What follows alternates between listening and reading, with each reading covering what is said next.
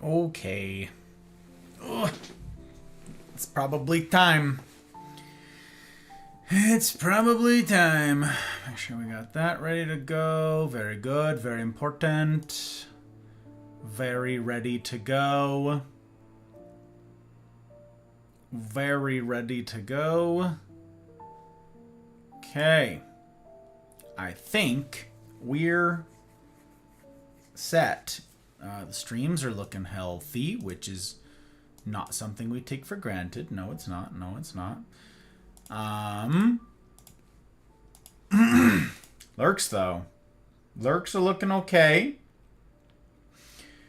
Lurks are looking okay. They'd be better if I didn't have so many tabs up. Oh, whoa, you ended. Bet. Oh, okay, we get to claim one tab. We get to reclaim one tab. And immediately it's replaced by somebody else going live. Well, that's bollocks to that.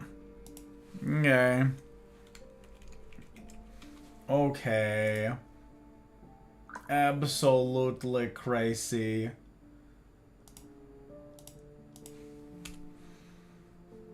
Absolutely crazy.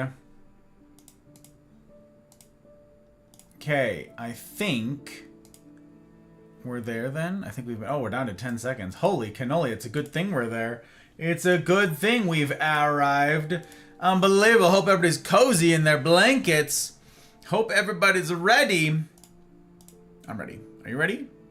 My body is ready. Wait, how come the chat's not pulling into it? Not doing that. Refresh that page. Is it gonna work now? Is it gonna work now? If I drop a moosh, it's gonna work now. I just needed to refresh the page. All right. Fine, I don't know. Something, it's broken. Greetings. Salutations all. Very good to see you guys. I gotta catch up. You know I'm perennially behind. It just be that way all of the time. It's true. Wild! Hi, Wild! I appreciate the lurk. I hope you're having fun with Dun. Yes, I do. Hi, Mel. Very good to see you. Hi, Leanne. Hello, welcome in. Thank you for calling out, Leanne. I appreciate you. Means an awful heckin' lot. Still at my desk, because I don't remember what I need to do before I walk away. Oh my gosh. Still chained to the desk. Doc! Hiya, Doc. It's good to see you, pretty. If that is your real name. Who names their kid Doctor? Very presumptuous, if you ask me. DeMarco! Holy cannoli, it's good to see you, DeMarco. Hope that 2026 is off to a good start for you, my friend. I know I've said this before, but it bears repeating. It bears repeating. Hi, Cakes. Hello, hello. Welcome on in. Welcome, welcome. Very good to see you. I had to call out Pre with my left hand because I'm filling the humidifiers. Oh, geez, very busy. Very busy indeed. Val! Hi, Val. Ugh. Val is one of the few people that I know who was around when I touched this series last. That's right. This is going to be a retread for you, Val. Ha ha. It's good to see you. Gang, if you guys don't know Val, Val's fun. That's Cutie Goose right here. That's the one. That's the one. That's Val. Val's a keeper. So we ought to keep her. Okay, I'm just saying we ought to keep her. A whole year, Val? That's nuts. That's all I'm going to say. Just saying. It seems like a long heckin' time. It's all, I'm not going to go into details. Seems like a long time. I don't know. Call me crazy.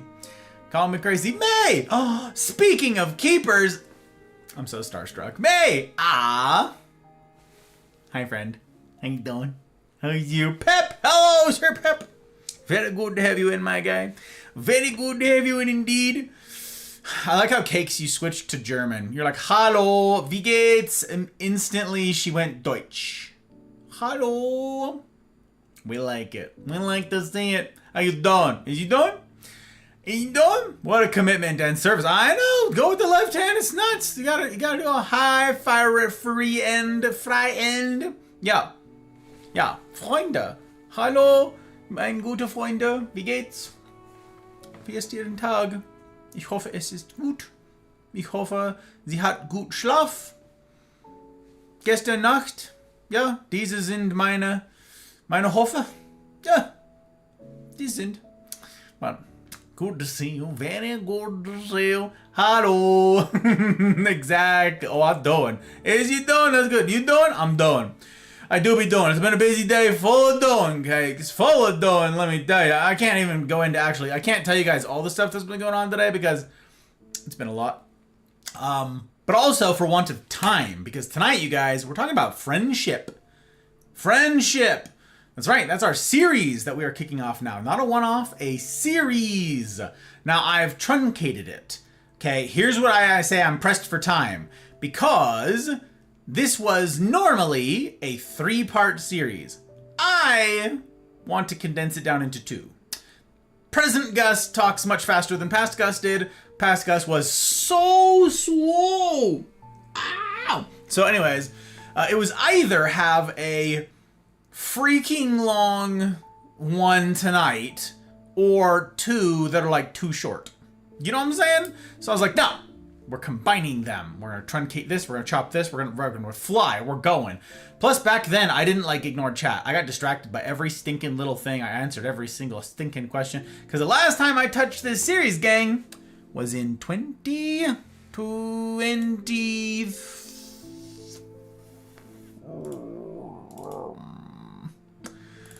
the 2022.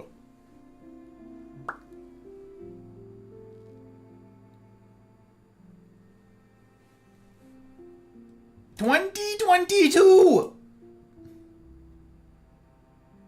It's a long kicking time. Oh, you know what I didn't do? Dang it, I meant to pull up this picture. Blast. Did I save this? Where did I save this? Oh, bollocks. Where is it?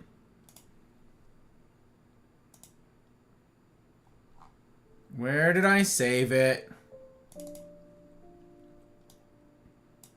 I'm gonna have to do a screen. Man, I was gonna do this whole screen grab thing.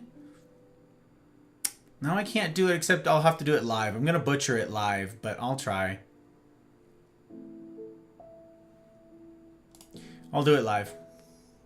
It's a shame. Darn. I was gonna be all prepared. I was too ambitious. The things I was trying to squeeze in tonight, I was too ambitious. So anyways, yeah. Hi guys, looking sharp. Thank you, Wild. I appreciate it very much indeed. Very much indeed. Means a lot. Means a lot. I like the blue. Oh, turns out Dund got canceled. Gonna be present. Baby, let's go. This is very exciting, Wild. I'm very excited for this. This is good. This is an important one, you guys. This is an important preamble, incidentally, to the relationships masterclass. For those of you guys who didn't see the go live, we gotta do friendship before we gotta do platonic relationships before we get to romantic relationships. So, we're doing platonic. That's where we're at. Also, is that Paul? Hiya, Paul. Ah, it's good to see you. Hello, hello. A very cozy with your blanket. Very nice. Do love it. Big fan. Panda, Hiya, Panda. Very good to have you, sir. Very good to have you indeed. I hope you're well. Hope you're well. Zacchaeus, thank you for the lurk. I appreciate the bandwidth. Ah, I'm grateful for you, sir. I am grateful for you. Yes, I am. Yes, I am. Okay, how am I missing? It's because all of the... It's supposed to be in, like, readable color or something, but it just combines. Like, I don't know. A lot of you guys have the same colors. I don't know. It throws me. It throws me. I don't get it. I don't know. It's such a long time, but it's a good time. I miss being here. So pumped about the stream time changes. Yeah, exactly, Val. New stream time means I get to see more of you guys. The May? That's what I'm saying, Mel. I'm so starstruck. It's wild. Hell yeah, we always do it. It's true, I do be doing. Very often. Very often. And so do you. So do you. First question, what do you do when your friends are raising terrible children? Asking for a friend. That doesn't show my friends. That doesn't know my friends. That's right, asking for a friend. That doesn't know any friends, so they can't ever get traced back to... Yeah. Made me feel old. Who made who feel old? Did I? I am aged. You mean the throwback, how long it's been, Cakes? Yeah, it's been a long time.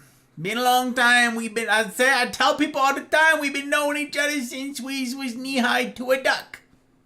There's an ant on that wall.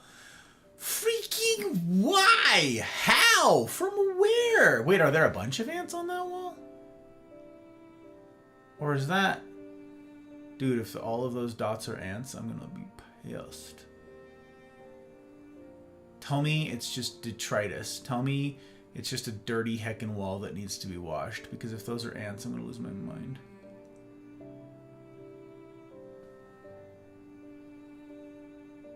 Is that one moving? Are you stationary or are you moving? Okay, it's stationary. But that one's not. That one's definitely a friggin' ant.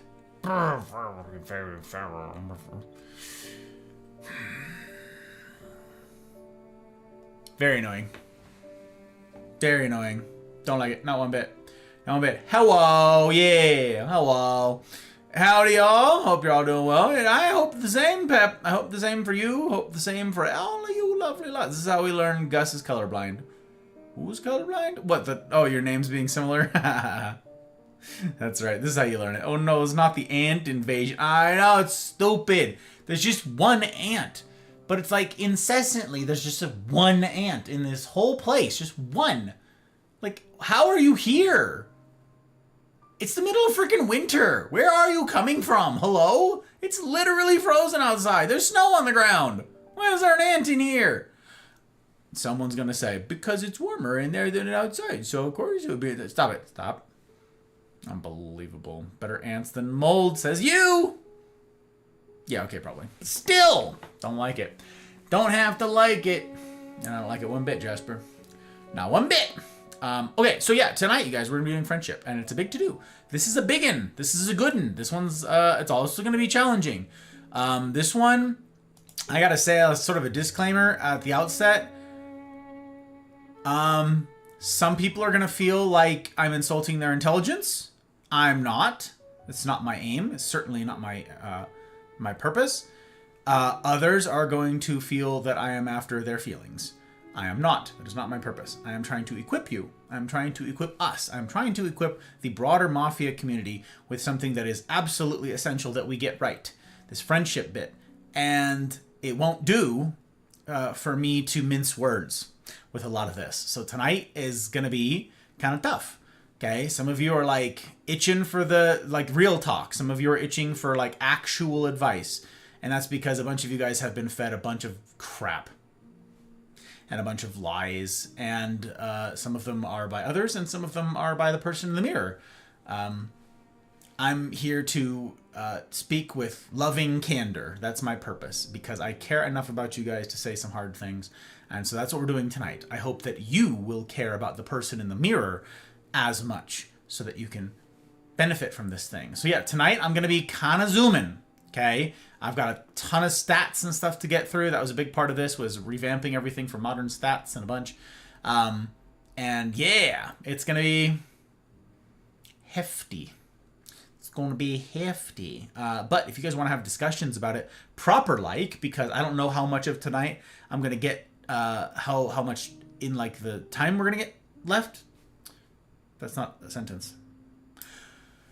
I don't know how long of tonight's time I'm going to consume with the lecture material and missing chat and everything. So if you guys have questions, comments, concerns, criticisms, heckling, all of that jazz, tonight is a formal lecture. I'll be putting a little scroll thing along the bottom. I'll be disabling raids, all the rest of that stuff. So that means that I'm going to miss a bunch of chat. I'm going to miss a bunch of questions. Some people have not seemed to grasp that format. At the end of tonight, if I have time, I want to be able to take down your guys' questions, especially now that it's going to be early enough that you guys are still awake in most cases. That's pretty cool.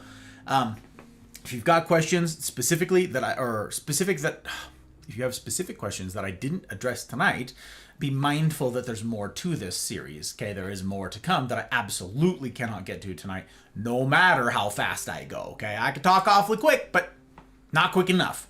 So there is still some yet to come, but I still want to see your questions, because if they are something that is going to be addressed in the next one, I'll be like, it's going to be in the next one. But if it's not something that's addressed in the next one, like Mel's question, incidentally, I know off the top of my head that that's not, it's tangentially addressed in both, incidentally, but not specifically. So if you do have questions about friendship, all of this, write them down.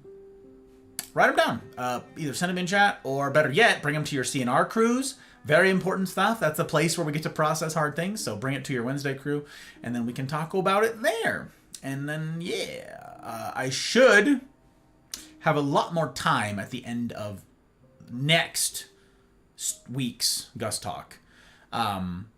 Next week is purpose with something different. Next week is announcements. Next week, the 23rd, if memory serves. Yeah, the 23rd, I will be making big announcements about channel changes and community schedule change things. Not changing the stream schedule. That's now this time. It's 5 p.m. Pacific. But more changes. That's good stuff. I'm fully planning on announcing next Friday the 23rd. I've got a bonus talk with the patrons and such this weekend. I will be talking about it internally with the crews on Wednesday the 21st, and then I want to be announcing stuff broadly, publicly to you all, to everybody else who's not plugged into a crew on the 23rd. But we will be revisiting the friendship series the following Friday the 30th. And it's possible that something crazy happens this week and my schedule gets totally bollocksed up, and I don't get all of the nuts and bolts of the planning done, and I'm not fit to announce it next Friday, in which case we'll resume this next Friday. So the moral of the story is, be here the next 2 Fridays, just in case. So that's, now you know. Yep. We're going, it's gonna be great. If you're cold, they're cold, let them in. Boo! Boo! Oh, heck. Glad I know your character. Who? I work my whole life. I don't apologize to take care of my family. And I refuse to be a fool. Dancing on the string held by all those big shots. 5 reasons to be here the next 2 Fridays. This Manses. Trotsky? Thank you. How the heck are you, my friend? How were your streams today? I say streams because you were multi-streaming, but how was your stream? How you doing? I got to see your little animated guy that you mentioned. It's sharp. It's smoother than I expected. I'm not gonna lie. It's not bad. What do you think about it? Are you having fun with that? How was all the stuff? How's all the things? Trotsky, you troublemaker. You troublemaker. Gang, if you guys don't know Trotsky, you should go give Trotsky a look-see. Thank you, Mel, for calling out Trotsky. This fella right here, he streams. He does modding and tech and... He's generally swell. So, you know, give him a look-see, won't you? Give him a look-see. Trotsky, 5 freaking gifted, I swear. Up to my eyeballs with gratitude. Also, who is texting me? Everybody I know is here. Everybody I know is here. Wow. It's crazy. Absolutely feral. Feral, I tell you. Jalopy! It's good to see you, Jalopy. Welcome on in. Happy 2026 to you. I hope it's been kind, my friend. Words constructed with each other begin sentences, and then it becomes a stream. What's the concept of this? That's my sentence structure. Look at that. That's pretty. That's tantamount to what I said. That about communicates all that I did. It's good to see you, Jalopy. I'm just here today. Oh, haven't been a part of this yet. Oh, haven't been a part of this yet. Well, that's okay. This is part 1. Tonight is night 1 of this friendship thing. Blood! It's super good to see you, Blood! Oh my gosh! Merry Christmas. Happy New Year. Very good to see you. Happy 2026. I hope it's been good to you, my friend. It's good to see you, Blood. Good to see you. Streams were good. Had a lot of fun. I like it. It actually makes me talk more. Just because I want to see the character move and talk. That's hysterical, Trotsky. That's hysterical. Hey, you. Get into my car. I don't know this reference. Oh God, maybe if I heard it. I'm sorry. Oh God. I get the smoothness by using GIFs instead of just still PNG files. Oh, takes a drink from his beer can when I don't say anything instead of blinking. That's hysterical. Very clever. Trotsky, what did I tell you guys? Trotsky's clever. Gang, if you do not have a sub on Rumble, pull up a tab on Rumble. Gang, I am multi-streaming. I'm multi-streaming on Rumble, Twitch, YouTube. We've got a lovely community Discord. But Rumble is the chief platform that I'm pushing to right now. It's getting my time and my attention. I'm part of the creator program on Rumble. I've made a tutorial list that you guys can look at if you're not familiar with Rumble. There's so much to learn. Okay, look. Rumble. There's my link. There's a tutorials. I'm sorry. But it's all in there, okay? So there's Rumble tutorials. I'm building them out. I'm trying to be helpful. How to make a Rumble account, how to use it. It's a lot like Twitch. A little bit of YouTube sprinkled in. And so anyways, we're multi-streaming. So I get paid for literally just you having a tab open on Rumble. I don't get a penny for Twitch or YouTube. Those are just for getting in front of eyeballs. And I appreciate it. I mean, someday maybe I'll be monetized on YouTube. It'd be really nice to reach monetization so that I get paid for the ads they already play on my stuff, no matter what I do. Very annoying. Anyways, grateful to all of you who have tab open. Means an awful heckin' lot. Go over there, say something in Rumble chat so you can pick up one of those gifted subs from Sir Trotsky. Because tomorrow night is Minecraft. Not Thinecraft. Minecraft. Don't get it twisted. This is hashtag BYOC. Bring your own craft. Okay, so that's tomorrow night on the Mafia community server, which, yes, is still live, Val. That server's still cooking. She's still going, and I have still not built anything. I know you're shocked.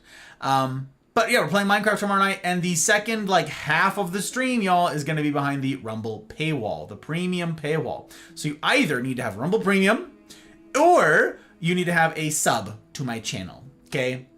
We just found out something actually really funny just the other day. I learned this. This is very interesting. Apparently, your sub will run out at precisely 1 month from when you get the sub, whether you purchase it or you receive a gifted one, okay? As far back as I can remember, I always wanted to be a gangster. Lady B! Hey, lady! Woo! Woo! Thank you for following, Rumble Lady. I appreciate you. Ow! Super good to see you. Also, hi! I missed you. How was your stream? How was your stream, madame? That was yesterday. I was very busy yesterday. I didn't get to bother you proper like. I heard you mentioning that new game, the Quarantine something or rather. That's about it. It's about the extent of it. I was there for it. You have my bandwidth, but I'm a deadbeat for all of us. I'm grateful as heck for the second follow. Wow. Lady's a keeper, you guys. We just met her, but I already know this.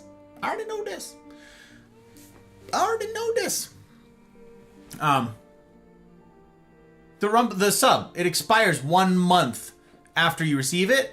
So we actually just ran into a case. This is a fringe case, okay? Where you have the sub to get behind the paywall, so it loads the stream, and then your sub expires at some point during the rest of that premium segment. It doesn't cut off the stream, but a thing now bars you from typing and from engaging with chat. So you made it behind the paywall, but they're like, hey, you... what are you doing here? It's but no, you let me in. Oh God, it's I've got my eye on you. You don't get to type. So very niche, very weird timing thing, but we just learned that. I don't know, science, you guys. We did it for science. All right, I have to catch up. I'm so sorry. Oh God.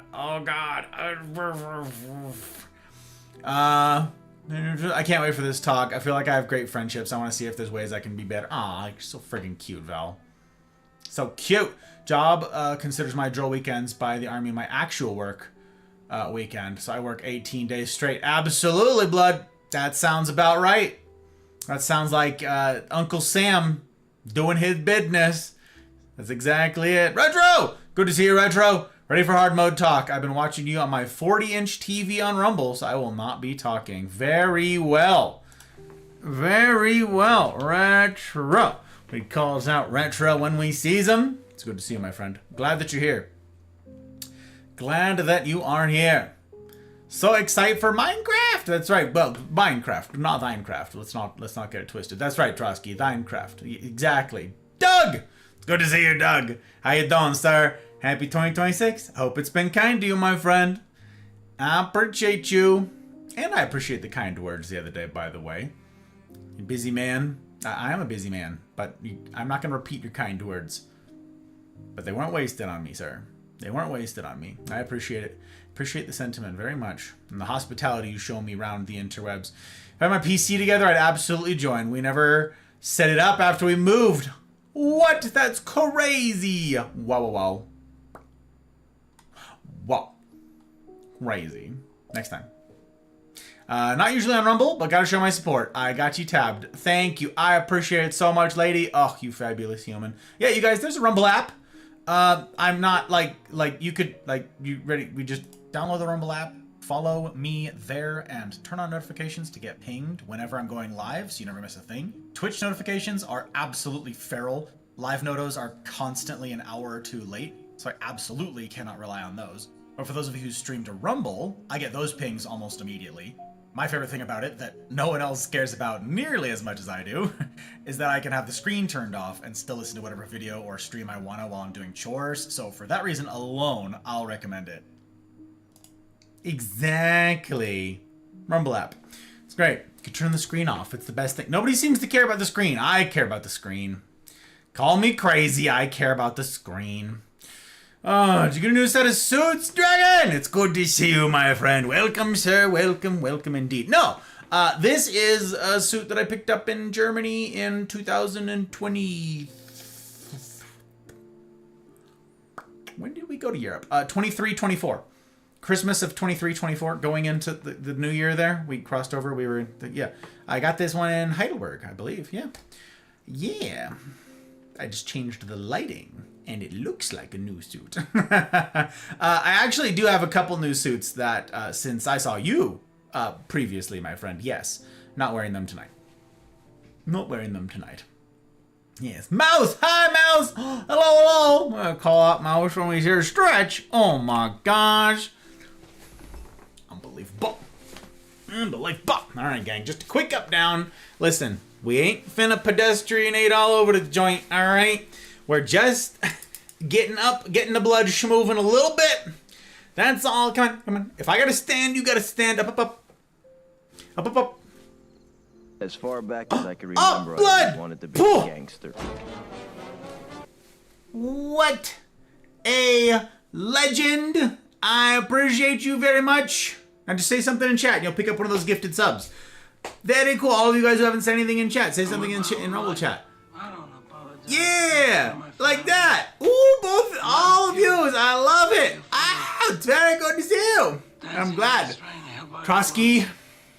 Big shots. Hooking up the people. What a gentleman. All right, I actually don't know if I can stand up unaided. My legs are so sore. I did a crazy leg day. Oh boy, I have regrets. Oh, I have regrets. All right, that's it. That's it. We're sitting down again. We're just going down again. Oh boy. Big shots. My muscles. They burn. You guys, my new workout schedule, my new perfect year. If you guys didn't see last Friday, was that last Friday? I feel like it was last Friday. Yeah, yeah. Watch last Friday's, okay? Last Friday's talk. I know it sounds boring because it's about a calendar or something, but holy cannoli. I took my own advice, and on Saturday, Hot Bride and I spent the first half of the day going over our calendar for 2026 and building out like our perfect schedule. And my weekly schedule right now, you guys, is so good. Oh my God. My diet's better as a result. My workout's better as a result. Sleep is like a sure thing. There's a lot. And my work, I've not been this productive in a long time. So go give a look to the perfect year talk from last week. Go give it a look. See, I appreciate you very much. Oh gosh. Also, hi, Mouse. It's good to see you. An Apex pack. Wow. Wow. Okay. I got your disappointment right here. I got your disappointment right here, Mouse. Of course, says you, Doug. I don't take it for an of course. Not even a little bit. I don't take that for granted, but I'm grateful all the same. Downloading Rumble currently to switch over. What a heckin' gem. Also, I have emotes on Rumble. They're fun. I got a pretty good selection of emotes. I think they're pretty good. I don't know. Maybe you guys are like, they're dumb. Boo. As far back as I can Boo. remember. Oh, yay, no boo. Yay, Val. Woo. Thank you, Val. I appreciate it very much. It means an awful heckin' lot. Yeah, I get a paycheck from them. Literally just by you guys having a tab pulled up over there and watching on Rumble passively. You don't even gotta like do anything. I just get paid. It's pretty cool. It's pretty heckin' cool. I'm over here now like a gentleman. Suit is younger than this talk. That's true. That's accurate. Huh. That's very strange, but it's not wrong. It's very accurate indeed. Thank you for the follow, Blood. I appreciate you. I'm glad you got a sub. Really cool. All about getting Gus paid, and I'm grateful. Thank you for Lurk Dragon. I appreciate you so heckin' much, Sir Trosky, with a hat tip. Gentleman and a half, this one. A gentleman and a half. Yeah. Val, you tell me. What's your favorite emote over there? We got some good uns.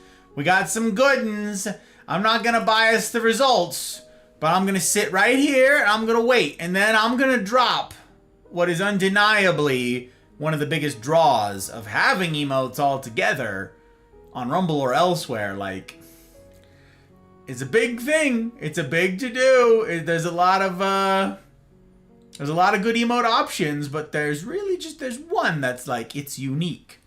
You know what I'm saying? It's unique. And people don't got it. Twitch didn't got it. Nobody. Where? Show me. Show me on Twitch. Where they at? Point emote. Getting you that money. I appreciate you. Thank you, Val. Yeah, so guys, I made tutorials on how to do stuff. There's not a lot. Rumble is fairly bare bones at the moment. But you can like change the color of your name, and that's about it for like customization. But all of that is like Rumble Live as a viewer. That's the tutorial that I just pushed out on Tuesday in it. So give it a look, you guys. You can watch it on Rumble, but you can also hilariously watch it on YouTube, which is very fun. Oh, taking notes, very good. And the cat jam, I got you. One of these. You're torn, are you? You're torn. Okay, but I see your cat jam is noted. You see what I did there? And I raise you Perry Dumpy. That's right. How many people have a Perry Dumpy? No, none. None, I tell you. How many are there out there? Freaking none of them. And you're like, no, that's not my speed. That's okay. We have classy ones too. There could be classy Dumpy as well. Okay, monocle and all. There's some good ones, I gotta say. I know some of you are like, hello? Hurry the hell up. You're the one who said we gotta schmoove tonight. You're right. You make a lot of good points. Hearts for you, DeMarco. Hearts for you. Man, oh man. Man, oh man. The duck is just so satisfying to watch. I know it, Blood. The duck, isn't he just great? Isn't he just great? Whoever did that duck, his little dance, his little shuffle around, he's fabulous. Can't get enough of him. All right, gang. So, I would be remiss if I didn't pass out some extra gratitude to the fabulous humans who make all this possible, the public patrons. So whether you're supporting on Rumble or on Patreon or on Ko-fi, I'm grateful as heck to you. It means an awful heckin' lot. Especially big thanks are owed to Aki, Dano, Duckling, Leanne, Goose, Kira, Abby, Tink, Helly, May, Karma, Pre, Retro, Rick, Ryan, Mouse, Trosky, Pell, CJ number 1, and Sir Zin. That's right. I throw you guys off. Everyone's like, where'd Anzin go? That's right. Sir Zin. That's right. That's right. That gentleman. That fine fellow. Yeah, thank you. Everybody who has parted with their hard-won dollars. Trosky over here being an actual troublemaker, an actual rabble-rouser on Rumble and elsewhere. Don't you do enough, sir? So, thank you guys. Thank you to everybody who's got a tab open. It means an awful heckin' lot. Before we kick off, I'd ask you guys, if you want, if you're interested, if you want to support in one of the ways you can do it, Rumble, per the tutorial that I just pushed out on. Hell yeah! Take care of my family. Let's go! And I refuse. Let's go! Pick up one of them gifted subs. We love to see it. It prioritizes the people who say something in chat. It doesn't want to give it to people who aren't present. So yeah. But so you said something in chat. I appreciate it, Val. Yeah. Oh, Perry is throwing it back with every fiber of his being. I know! Dude is like gotta be so wet. That guy's moving. Every fiber is right. Tyr, it's good to see you, Tyr. Did you get some sleep, my dude? You played... Did you even sleep last night? Ugh. It's good to see you, my friend. I'm glad that you're here. I'm glad that you are here. I gifted myself a sub. My sub must have just ended. That's... Wow. If it works, it works. I don't know. Can you gift yourself a sub? Is that a thing? I didn't think you could. Huh. I've slept all day. Yeah, the 12-hour hightail session. That's what I thought. That's what I thought. Thank you for dropping all the links, Mel. I appreciate you. So many links. I misread that notification. Yeah, it's by you. It's by you. To Val. Gang, it means an awful lot for all of you who have a tab open. If you guys want to support per the tutorial video I just pushed out, seriously, one of the best ways to do it these days, Coffee and Patreon actually are like increasing their stake like massively across the board. So Rumble is one of the cleanest ways to support this whole project. They don't even take any money from subs that Trotsky just gifted. They're $5 subs just like on Twitch. They take none. Papa Bezos takes 50% of your money. Rumble takes none. There's a 3% processing fee that goes to the payment processor. Not on Rumble, though. Or not on mobile. I work my whole life. I don't apologize. My dude! Would somebody take away his button? Button. Who's got the button? Big shots. My guy!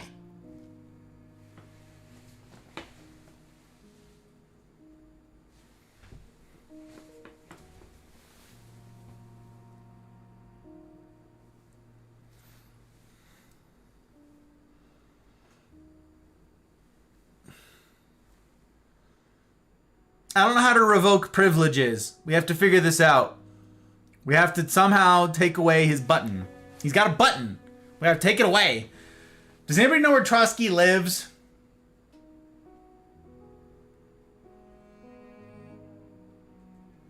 There are now, if there weren't any left before this dude. Hi, Rumble peeps. Rude Rumble. Where's Rude Rumble? Who's Rude Rumble? Who Rude Rumble? Oh, the 3%?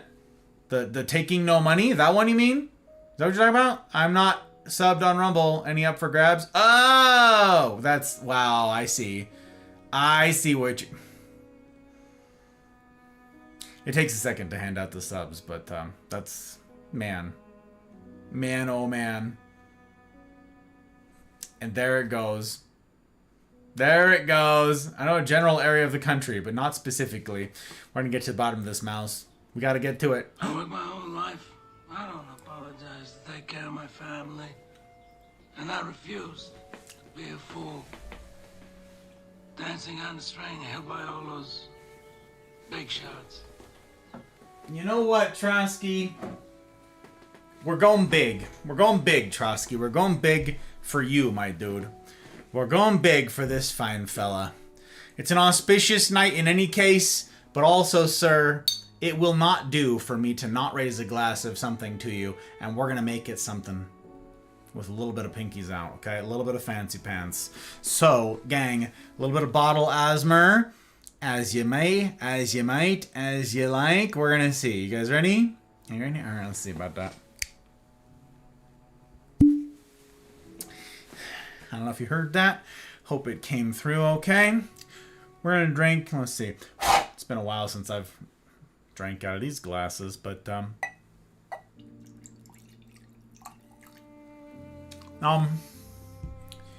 ooh, This is a fancy schmance. This one's a fancy bottle. This one's not one I touch very often, but Trotsky, my dude. I am grateful as heck for you. And all of you who make the wheels on this thing go round. It means an awful heckin' lot. Thank you, guys.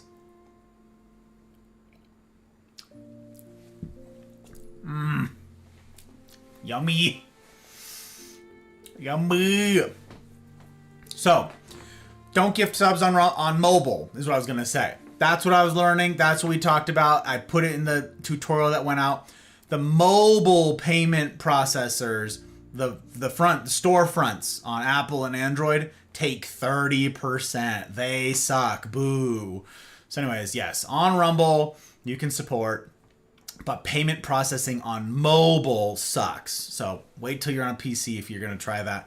But if you are going to try that, if you are interested in trying that, then I will recommend to you Rumble Premium. This whole project is funded by viewers like you, folks who have voted with their wallets and sacrificed to give this thing a shot at a future. If you're not already a member, you click that button to sign up, $99 a year for the discounted rate, or $9.99 a month if you don't want to go for the annual just yet. You get the entire experience ad-free, plus access to exclusive content not just on this channel, but on every channel on Rumble. It's also one of the best options to support this channel and my work. So if I've been a value add to your life, consider joining up today using that link below. Exactly. So, thank you to everybody who makes this happen. Any good that comes from this project can be traced right back to the sacrifice of all of you guys.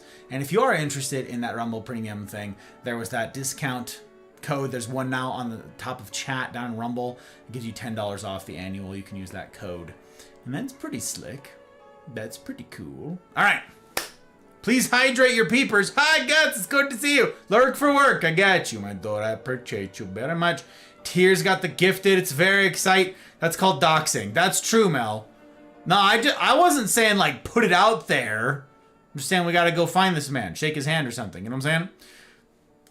You know what I'm saying? You're so sweet. Oh, my God. Thank you. Trotsky's a keeper. Trotsky's this dude. He's handing out subs like they're going out of business. They take a ton. It's ridiculous. The storefronts, you guys. That's a relatively new thing. That's like from the last 6 months or something, right? Where they said they were going to up the store fees. I can't remember. It's not that old. It's not that old. Why I don't do subs? All I got is mobile. That's fair. That is fair. Woo. Oh boy. Oh my ward. Huh. Blink, blink, blink. We are hydrated. Our eyes are derated. We've done it. Thank you, Guts. I appreciate the adoration. Appreciate the adoration. Also, we can just like it's gonna be an emotional talk, so we're just getting some of the tears out right now, you guys. That's it. That's all. That's what's going on. That's what's happened. So I am going to get ready to lock things down. We are stacked. I'm going to take one last glance at my lurks. They look... Oh, missed one of you. One of you just went live. Okay. Whoa. Don't want to miss friendo here. Very important. Take care of our people. You guys know. Friends before frames. You already know it. You already knew what I was going to say. 2 of you went live. Oh, you are very sneak. You're very sneak. Oh, and Boogan read it out. Bet. Sick. We get to consolidate tabs. Oh, this is so exciting. Okay. All right.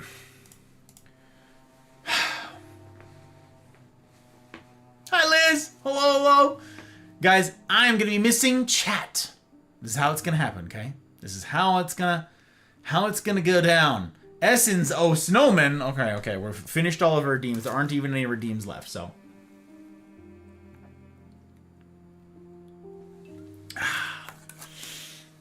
Guys, gals.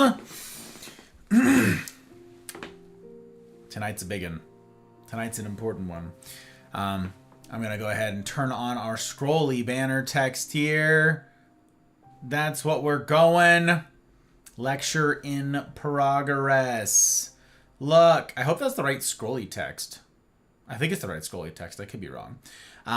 Gang, for those of you who are new around these parts, let me just say, there are three components what comprise an ideal talk. I don't always get to have all three, and that's true still tonight. Stricture's in place, but I get to enjoy some vital ingredients. There are three components of an ideal talk. Okay, the first of which is good drink, and I've already got mine here for the night, the Kilcolman. But I'd be interested to know what it is you are partaking of, if anything, and let me know in chat. It doesn't need to be alcoholic. It could be any old thing. It could be water. It could be coffee. It could be tea. You let me know what it is you've got for good drink. Okay. Component number 2 is good cigar, good smoke. Excuse me, I don't get to partake of that one here tonight. I still don't have the logistics in place for partaking of cigars going into this year. Plus, I don't have cigars yet. I need to still get cigars and then condition them, and I need to figure out my humidification, as you guys have heard. So, there's those. And then finally, element number 3 is where I come empty-handed each week, dear friends, and must needs lean on you entirely. And that's good company. Good company. And I'm grateful as heck for you supplying the lattermost there. And it's to you, that remarkable sort, the sort that I don't take for granted, the sort that it's never lost on me that it's a Friday night and you could be spending this night any old where doing any old thing, but here you are. Here you are. It means an awful lot that you would choose something difficult, that you would opt in to difficulty. It says a great deal about the caliber of human that I'm fortunate enough to be surrounded by. And so it's to you, of that remarkable sort, that I get to raise a glass for this eve as we kick things off here on the series about friendship.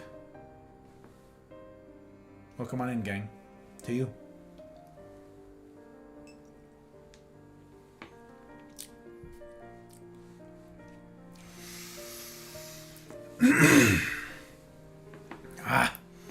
Peated Isla Scotch. So heckin' good, I swear. Liz, I hope that you're well. It's very good to see you guys in. I'm scared for my peeper currently. Don't not be scared. Use the eye drops. Use the eye drops, guts. I know what you're referring to, but still. Too bad you don't start at 1600. I could have rated you today. I repeat. I say again, Trotsky. Don't you do enough? Forgot my Sprite in the other room. Okay, Sprite, I got you. I got you. Happy Friday, dorks. It's good to see you. Welcome on in. Welcome, welcome. Some Bodhisattva IPA. Totally unfamiliar with this one, Trotsky. Then again, I don't know my way around IPAs very much, so, I leave that one to you. See you on the other side is right. We got very coz. I like it, Val. Very coz indeed. I don't have them. I have water, though. Yeah, I don't know that I would just be like, pour the tap water into your eyes. It doesn't have the same effect. It doesn't have the same effect. It's true. Okay. Now, we're going to disable raids. Ready, set, go. Raids are thus disabled. Gang, we're locked in. We're locked in, and it's time. It's time. Oh, water to drink, though. Oh, got it. Not for the highballs. I got it. Not for the hydration. Whew. Okay. So, boy, oh boy. Here we go. I'm going to miss a bunch of chat, y'all. It's true. I'm going to miss a bunch of chat as I hold forth for a stretch. This is, of course, my plan is to convey as information as quickly and concisely and as coherently as possible, and that doesn't work, as you all know, when I'm looking at chat and getting distracted by every little thing. So I am super, super grateful to all of you who do field chat. If someone new joins or someone asks a question, you can point them in the direction of resources. That goes for all of you out there. I know there's like diffusion of responsibility, and you're like, someone else will do it.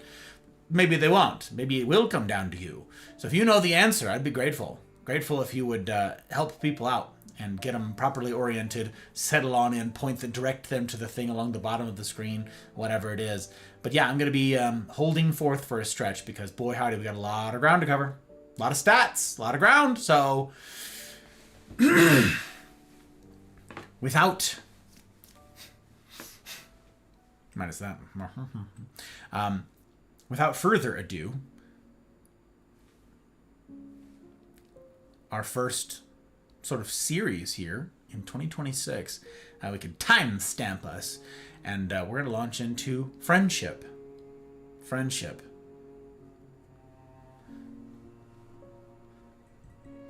Tonight and the next talk, the next one about this, the continuation, we'll be talking about friendship, a word with which you are all already familiar, of course. I'm not going to sit here and insult your intelligence, but specifically, I want to talk about how to do friendship right. How to do it well. You guys have heard me say many times before that there are best practices in life. There just are. Anybody who says otherwise is not being particularly is not acting in good faith and is not being particularly helpful either. There are best practices in the world. And so those who say, no, there are no best practices, do whatever you want, it may seem nice, but in the end it leads to misery, as many of you well know. So tonight, again, is going to be some tough stuff, some tough love, but it is indeed love. Don't mistake it. I'm not here to dunk on anybody. I'm not here to embarrass anybody. I'm not here to call anybody out. I'm here to celebrate. Celebrate this thing that we seek, this thing that we want, this thing that we need, incidentally. And I'm going to talk about best practices in a way that will actually serve you. At least that's the hope. At least that's the hope. So,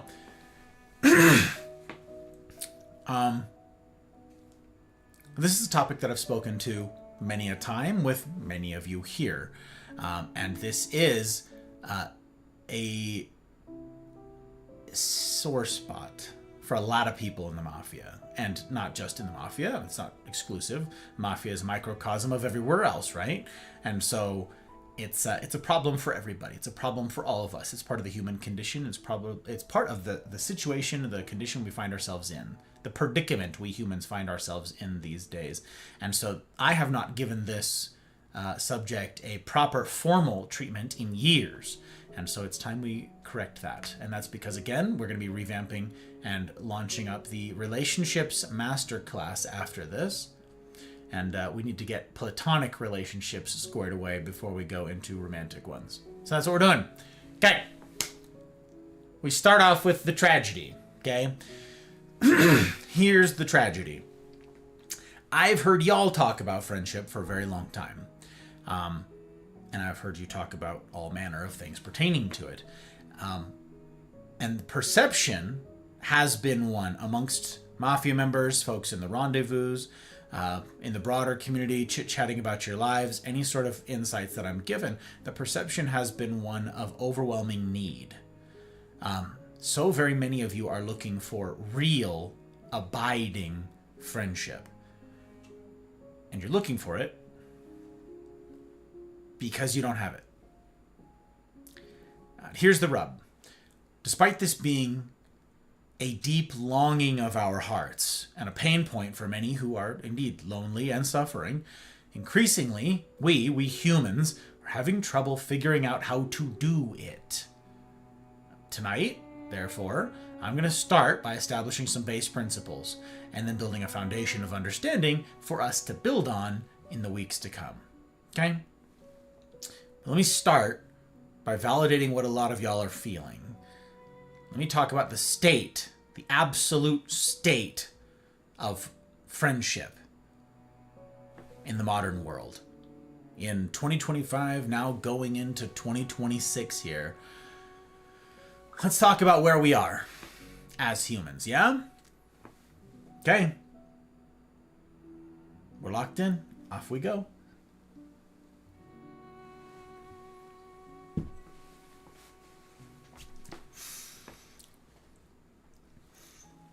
Barna Group's 2019 global study, The Connected Generation, for which they partnered with World Vision, surveyed over 15,000 young adults, okay? Young adults across like all of these different survey groups, young adults, is 18 to 35.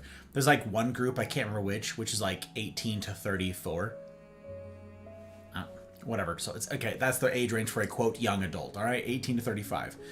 This particular study was done over 25 countries, one of which was the U.S. And as most of you are in the U.S., the data that I've brought to bear for all of this is chiefly centered around the U.S. It's not exclusive to it, but the bulk of it comes out of the U.S., okay?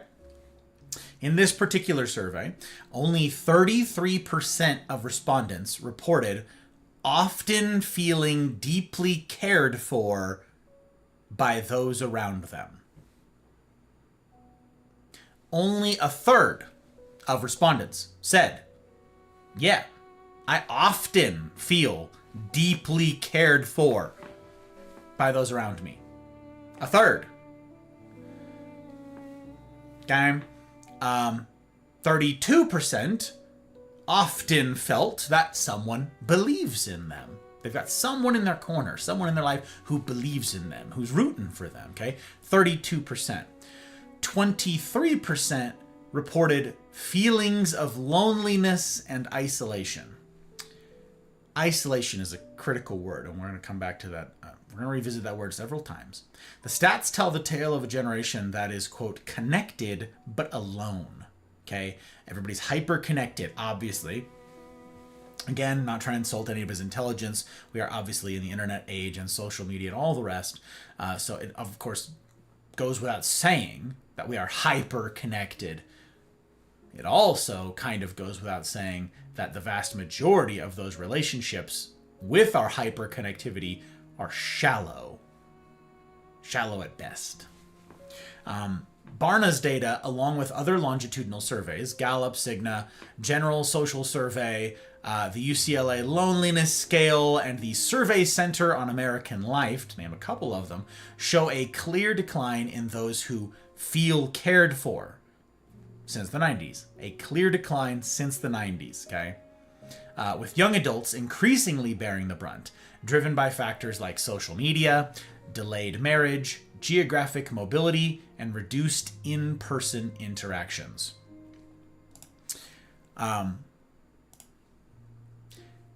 In Barna's 2025 data, okay, now we're right here, right at the doorstep of this, only 17% of U.S. adults under 30 feel deeply connected to a community. 17%. Adults under 30. 28 to 29%, somewhere in there, of Gen Z specifically report always or frequently feeling lonely. Which is crazy because only 4% of boomers reported feeling that way in the same surveys, okay? 4% of boomers, 28 or 29% of Gen Z. Always or very frequently lonely. According to the U.S. Department of Health and Human Services, the HSS, metrics for loneliness, number of close friends, emotional support, and isolation have deteriorated since the 90s again, when Americans reported larger, more supportive networks. According to their data sets, social isolation was lower overall back then, with young adults benefiting from denser community ties at work, their neighborhoods, or institutions. Today, though, young adults, which again, 18 to 35, score 20 to 30% higher on loneliness scales than do older groups. Again, Gen X, boomers, okay? It's this data that was cited in 2023 when the U.S. Surgeon General declared a, quote, loneliness epidemic. I'd obviously be remiss if I didn't talk a bit about loneliness, again, in particular. So here's some more stats for you, okay? Loneliness frequency. Pre-COVID Barna data, 2017 to 2020, okay? Got that gap right there, right up until, so this is the before times, okay? 2017 to 2020 showed that for U.S. adults, now this group is just adults, okay? So anyone over 18 here in the States, for U.S. adults, 31%, this is the before times, okay, this is the years leading up to COVID, 31% of adults felt lonely some of each day. And 51 to 57% felt lonely at least once a week. For millennials specifically, in this cohort, okay, 68% felt lonely at least once a week, versus, again, 36% of boomers for the same date range here. Then there's stats, again, pre-COVID, for constant loneliness. This is where it is felt daily loneliness, okay? Pre-COVID, 22% of millennials said they experienced constant loneliness. 22% pre-COVID. 15% of Gen X said that, and only, again, 4% of boomers reported that. Big difference here. Now let's compare those numbers to post-COVID.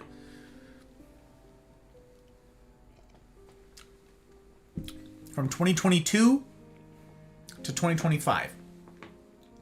According to the CDC, that's the Centers for Disease Control here in the States, who, for whatever reason, got tasked with caring about this and other social things a handful of years ago. Whatever. It's... whatever. But the numbers were duplicated, to the number by Barna Group, their survey system also. So, okay. 22 to 25. 32 to 43, which seems like a pretty big spread to me, but I'm not a statistician, I don't know.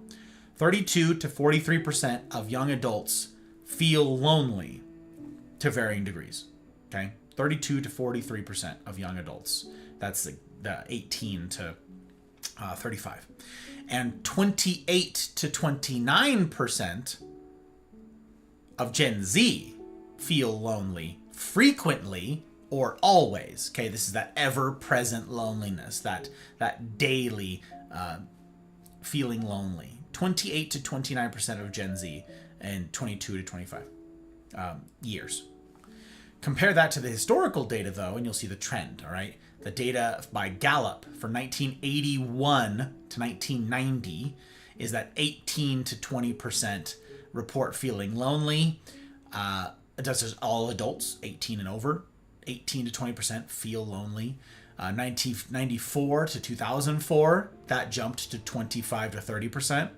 And then the CDC data for 22 to 25, again, showed 32 to 43% of those young adults. Sorry, that's all young adults feeling lonely.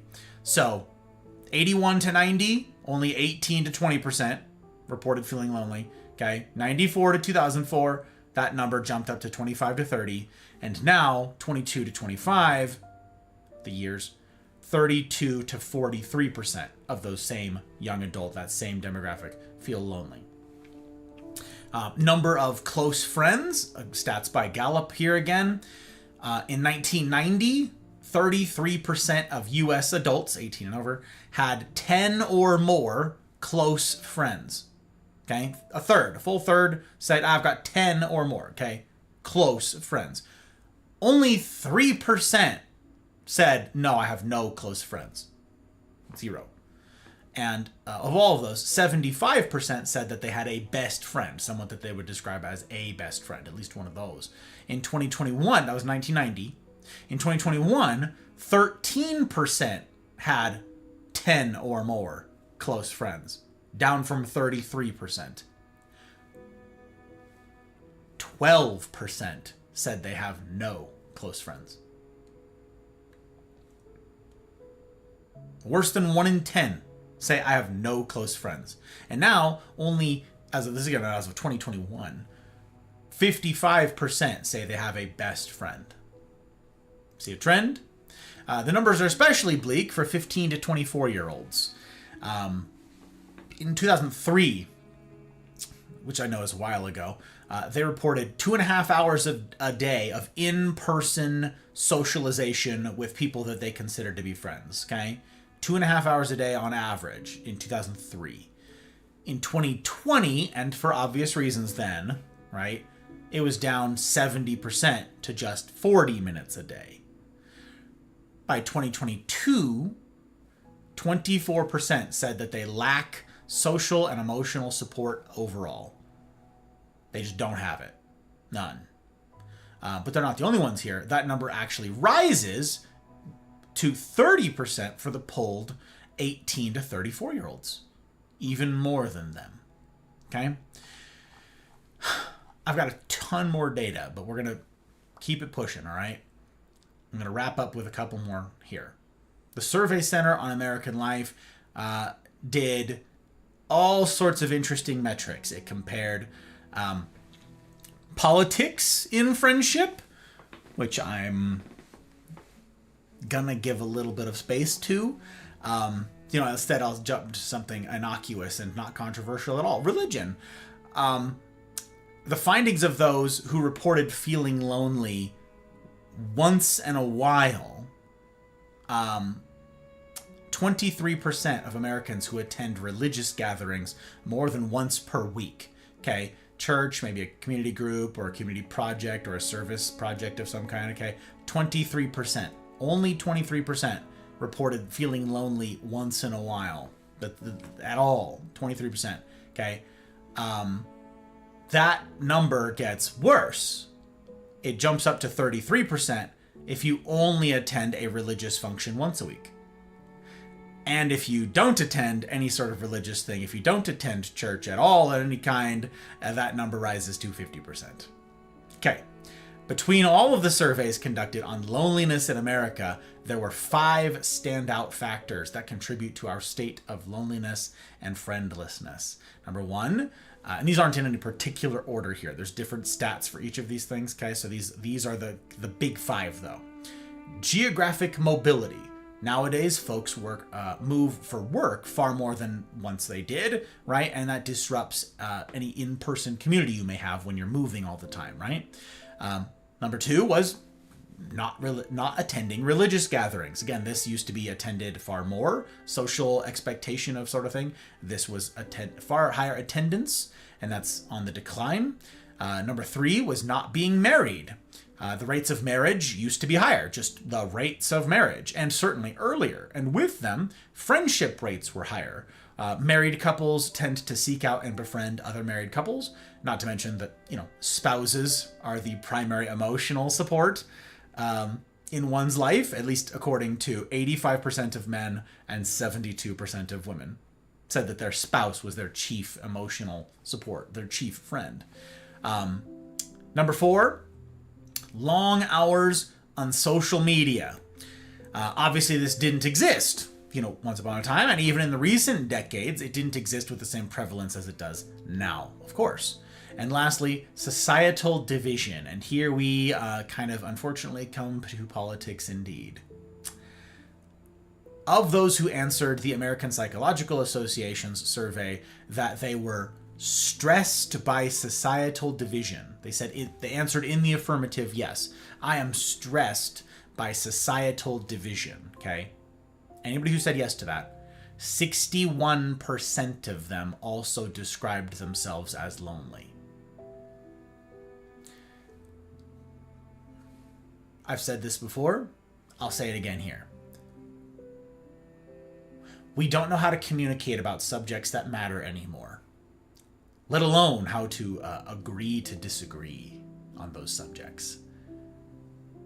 We've lost our humaning skills, our ability to communicate, to just even be cordial, to cohabitate. And whether it's like in an actual domicile or in a neighborhood or in a town or in a city or in a country, has deteriorated because we lost the muscles. They've atrophied real badly. And that's something we are aiming to counter here in the Mafia. So I'm grateful to all of you who are here and taking this seriously. It's very important that we do. If we're to fix this, if we're to reclaim this. The social divide is huge. Now, importantly, social division, as in polarization, in particular when it comes to politics, was not part of any list like this a decade ago. It wasn't a factor. It wasn't seen as significant. Now it is seen as one of the most significant.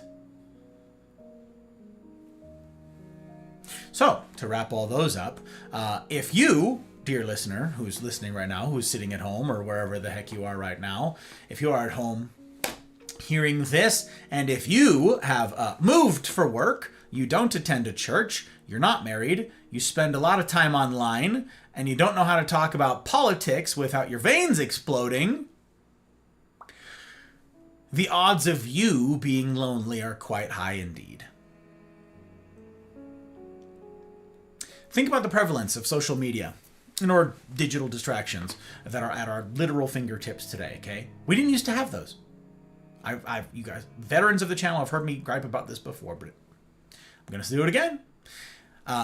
If you were in public somewhere, a waiting room for something, a doctor's office, DMV, whatever it is, okay? Like, you're sitting there and there's like the chairs and there's like maybe a couple old magazines for like whatever just sitting on a table next to you. You flip through it for like 2 seconds, but then what? What'd you do? You made small talk with all the other people there. Even if it made you uncomfortable, because it was less uncomfortable than sitting around awkwardly in silence. Okay? Like, you could only flip through the magazine for a second, but you made small talk. You struck up conversation. You just did. And then when smartphones started out, okay, not regular like dial phones, like an actual smartphone that you can interact with in more ways than just a phone, okay? So smartphones in particular, when they started out, you could just hold up your phone, okay? You just like hold out your phone and sit there on your phone and do something on your phone. And everybody would just assume. They would look at you and go, wow, look how busy that person is. That person is doing work on their phone, even while sitting in the waiting room here, even while waiting for their number at the DMV. They can't, their work is nonstop. I better not talk to them. They're super busy. I don't want to bug them with my small talk. Okay? There were... Who is texting me? Hello? Did one of you just text me? Stop that. Don't do that. Don't sass me.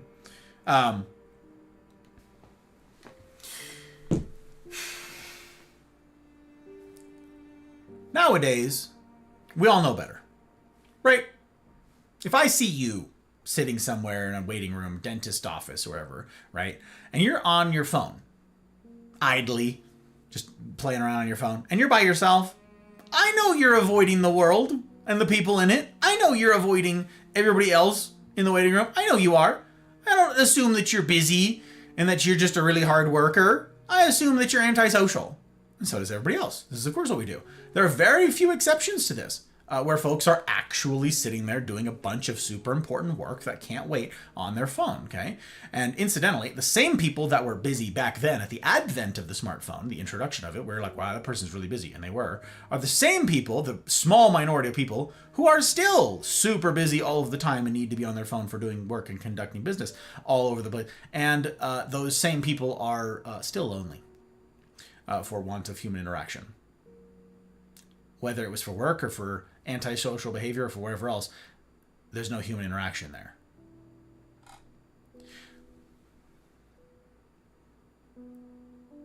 You guys know some of the state of things without me telling you the stats.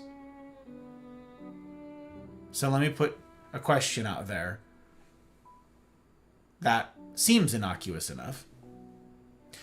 What is a true friend?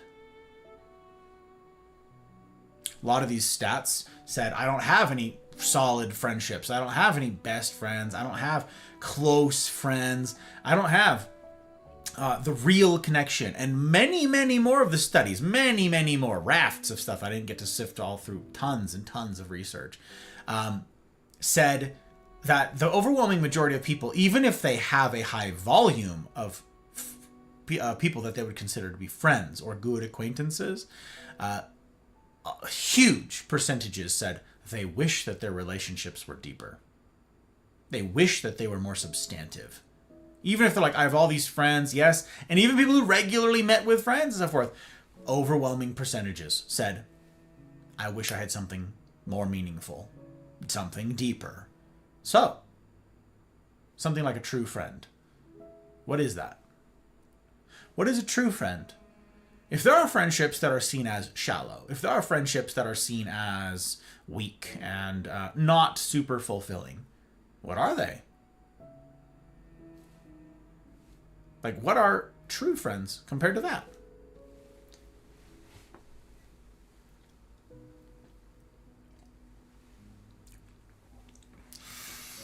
The mark of a true friend is one's willingness to sacrifice for the other.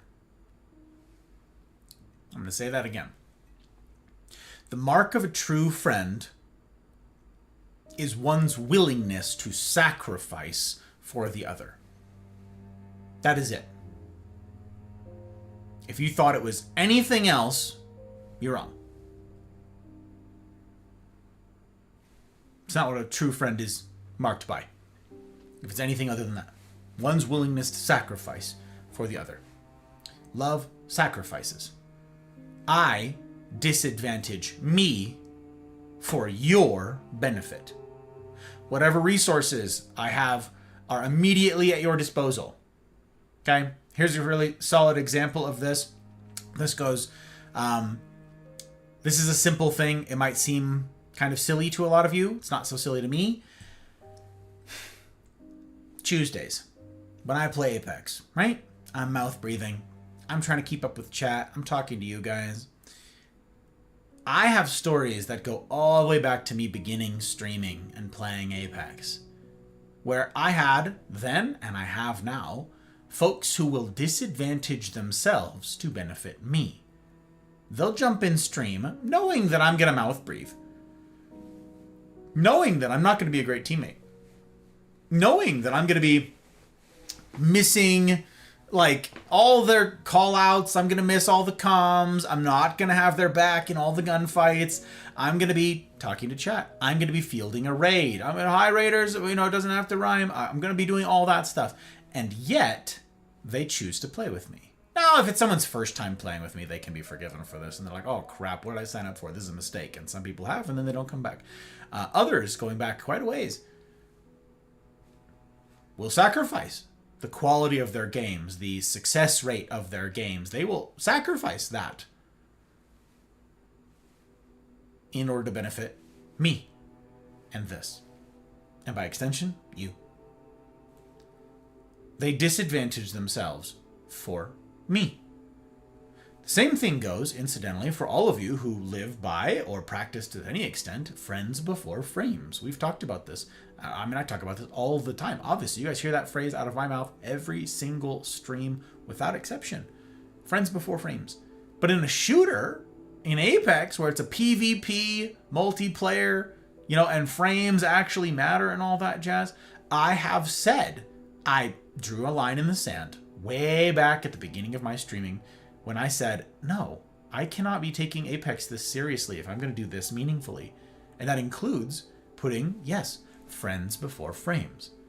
I will disadvantage myself by sacrificing frames in a game where they matter to benefit you. I will sacrifice super smooth and predictable internet, without stutters and stammers and all the rest of that for you guys who are streaming. All the people that I've got lurks up for right now. I will disadvantage myself with convenience all day long. I'll pull up tabs when I got no business doing any of that stuff. When I'm in the hospital and I ran home to do stuff, shower really fast, get a change of clothes before going back to the hot bride at the hospital and all that jazz. You know what I would do first? I'd come over here to this setup and I'd make sure my lurks were current. As current as they could be. And then I would just let those tabs run until the next couple days when I came back again for another shower and a change of clothes. A lot of you guys do that here. A lot of you guys, it is not a convenient thing for you to be lurking this program. It's not a convenient thing for you guys to have tabs up. There are several people in the history of the Mafia who've done this with their mobile data. They got limited data and they just pull this up because they're like, nah, this is a thing that should exist in the world. And I'm going to have a tab open for Gus. We've had people who've been at work before and they got the stream open and it's like, what is that you're doing? Oh, what is that? Oh, this is Gus.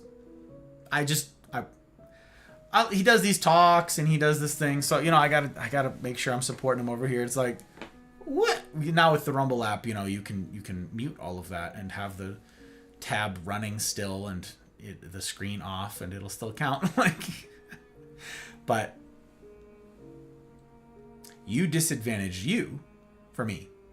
That obviously goes for the most like simple example of this. The easiest example to point to is all of you who sacrifice financially, like Trotsky here, gifting subs, like all the patrons that I rattled off earlier. Everybody who's either through Rumble or Coffee or Patreon, all of that stuff. All of you guys, okay?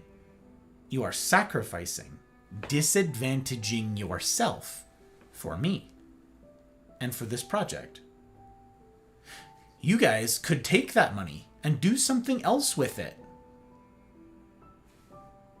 Anything. You could literally just like light it on fire. I guess that's a crime, but like, you know what I mean? Just to watch it burn, just to look at the pretty colors. Like, to warm yourself by the flames. Like, you could, there's so many things that you guys could do with that money. I heard a story recently from a dear friend of mine here in the Mafia who has a budget and has maintained a budget historically for who all they will support across the interwebs, okay, with subs and so forth. And then they went, I'm gonna allocate a portion of that to the Mafia project. And then they got more involved with the Mafia, and they were like, I'm gonna allocate more of it to the Mafia project. And now their entire budget goes to the Mafia project. Their whole, this is supposed to be spread loaded over people that I think are fun or funny or whatever. This matters. And they've disadvantaged themselves for me, for this.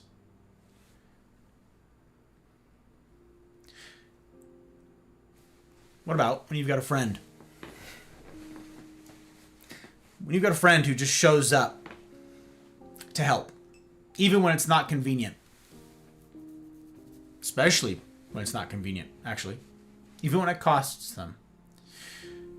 I've got an example of this of my men's group, incidentally. I've mentioned to you guys before that I've got a Monday night men's group, whiskey and cigars. We get together, talk about life, sit around a fire usually, cigars and whiskey, okay? Good drink, good company, all the rest. And there was a gentleman who hadn't shown up in a long time. Guy who we knew his life was going to hell, okay? His life was spiraling. He got dealt some tough stuff, y'all. Okay? That's all I'm going to say. He had some crazy stuff happen in his family, and he was working his ass off and just trying his best, and he was suffering. He was struggling. Still is. But this was a year ago now, year and a half ago, I'm thinking of. And we were all gathered at a buddy's house, sitting around, and somebody says, hey, where's so-and-so? And that's a sort of a rhetorical question, right? Because none of us had seen him for months. And it was like, well, you know, he's at home doing this or that. And they're like, no. He needs to be here. Like, we knew that he wasn't there. It's like, well, he needs to be here. Well, sure. Well, his truck is having a bunch of trouble right now, and he's got this and that going on with the family. And it's like, no, he needs to be where people care about him. He needs to know that he's not forgotten about. One of these dudes gets up, jumps in his truck, and drives. Okay, for reference, we're on, like, the far northeast side of town, okay? The valley here of Reno, Nevada, this huge bowl and Sparks and the neighboring Spanish Springs, the cities, okay? We are on the far-ass northeast side of all this. Dude who's hurting lives on the way extreme south end, okay? Far the hell down there. He's like a 35-minute drive from me, and I'm pretty far from the rest of them, okay? So, he's way the hell down south. This dude jumps in his truck, drives to the south end of town, which at that time was like a 50-minute drive, okay? Kidnaps our boy, just walks in and says, you're coming with me. You know, like slings him over his shoulder sort of deal. Throws him in the truck, drives his ass back to us at the fire, which took another 50 minutes to get back, okay? We stuff a cigar and a drink into this man's hand and say, and demand explanations. You know, what's going on in your life? Bring us up to speed. We care. Did that, had a cigar, couple drinks, and then the night was over. And he didn't got a car. So now homeboy who went and kidnapped him has to drive him back. But that's not the end, because he doesn't live down there. Now he's got to drive all the way back to his house at the end of the night. So my buddy drives an hour, an hour, an hour, an hour, more or less, for this dude to get a cigar and a pour. And to let him know that he mattered. To let him know that we cared. Do you think my buddy with his truck who insisted that he go be kidnapped, you think he's a real one? You think he's a real friend? He sacrificed. Certainly wasn't convenient for him. And gas costs a lot of money now. I don't know if you guys have noticed. In this economy, when you've got a friend that just shows up, especially when it's inconvenient to do so. I've had all sorts of guys do this. I mentioned to you guys before, I wasn't worried about the wildfires that ran through here last year. Like, there's these evacuation orders and the fire's coming pretty close. And all right, we had our go bags all set for like worst case scenario type stuff. And then a bunch of you guys were all concerned. Like, oh God, what's going to happen, guys? And I was like, first of all, I'm not worried about the house. I'm not worried about our stuff. It's just stuff, you know. That's we'll live. But on the other hand, I don't need to leave anything behind. I don't need to lose anything. Everybody's like, what about the plants? Like it was a joke. And it's like, actually, I got a group of dudes who I put in one message in my group chat with these guys and say, I got an evacuation order. I need hands and trucks. And I'd have 30 dudes here with 15 trucks in 30 minutes. From all over this whole valley, they'd show up. And we would empty this house. There'd be nothing left. Okay? There'd be nothing. Not even a crumb too small for a mouse. Like, we would strip this place empty, toss it all in the back of trucks, and just be gone. And they would just do that. I see them do it all the time for one another. Hey, I need help picking this thing up super last minute. I'm on my way. Aren't you working? I said I'm on my way. Hey, don't you have your mom in town? I said I'm on my way. And then mom goes with.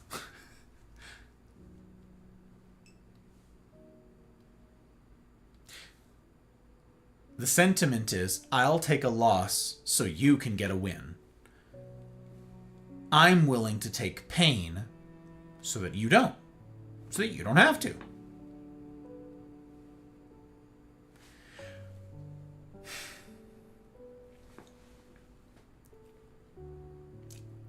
I want you to think for a minute here now, okay? If you can't think of a single person, I know what you guys have done. You guys have so far, you're like, who do I have that would do that for me? Who would show up if I needed to empty my house, if there were an emergency?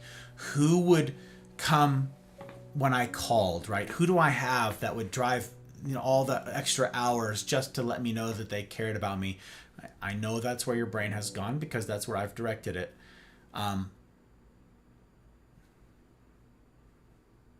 If you can't think of a single person for whom you'd disadvantage yourself for, you may not yet be a good friend. Yes, it's very good to have people in your corner, but my question is, whose corner are you in? Whose back do you have? When was the last time you disadvantaged yourself mightily to benefit someone else?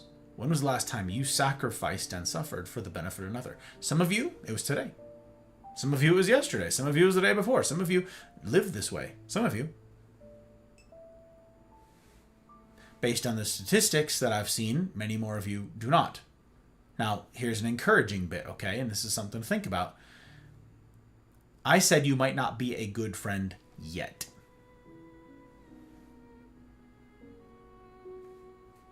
We'll come back to that.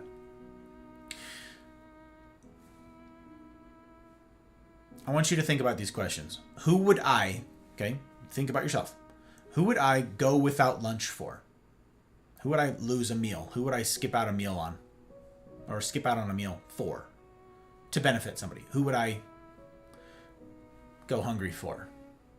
Not starve to death, but, go hungry for a meal. Lose a meal. Number 2, who would I give money to? Who would I sacrifice financially to without really hesitating about it?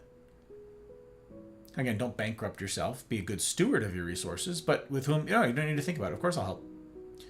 And 3, who would I serve before they ever asked? Simply because I knew that there was a need.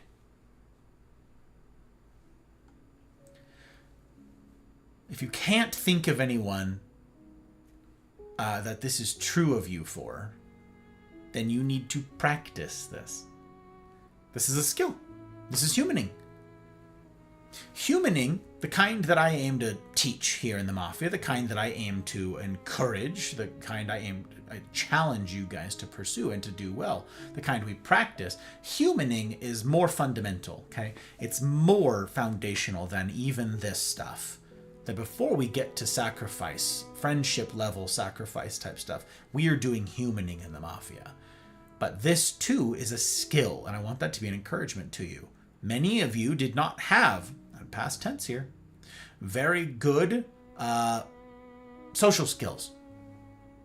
Many of you guys did not have very developed social cues. And then you got involved with the Mafia, you started getting reps in, and I have watched you grow. I have watched you transform. I have watched you get good. And all of a sudden, you're pretty competent at humaning. So I am confident that you could do the same thing here, if that's not you. If you don't have this sorted out, if you don't have a heart that lives this, be encouraged. You can. In the same way that you have done this humaning thing. Now, if you haven't done the humaning stuff, I encourage you to get plugged in. Reach out to the Consulente and the Mafia. Get plugged into the rendezvous. More to say about that next Friday. We have practical limitations here on this sort of thing. Driving to go visit a friend, go pick someone up from the airport, drive someone to the doctor's office. Although we have practical limitations here in the Mafia because of geography, sure. But that's why I've talked to you guys so much in the past 6 months in particular about our goal of bridging the gaps in geography, expand this community such that the gaps between us shrink. Okay? I want to do that.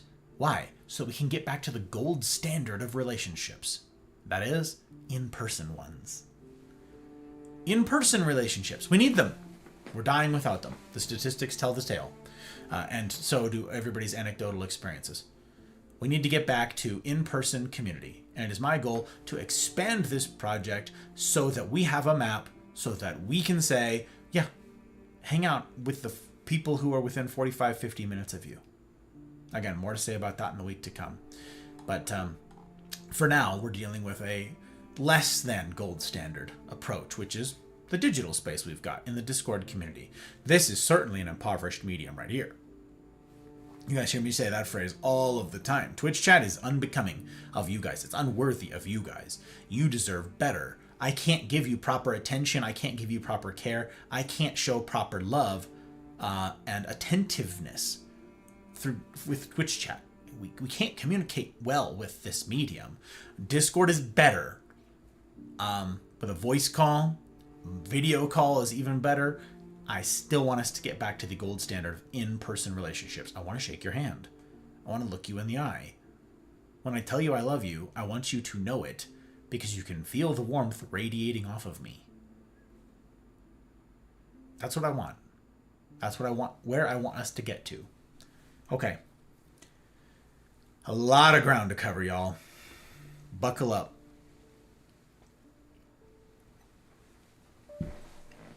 Again, I combined a bunch of stuff into the one night here. So, we've covered the need. And there certainly is one. But what even is friendship? You're like, yes, there's this thing that I need, and I know it, and I can feel it. But what is friendship?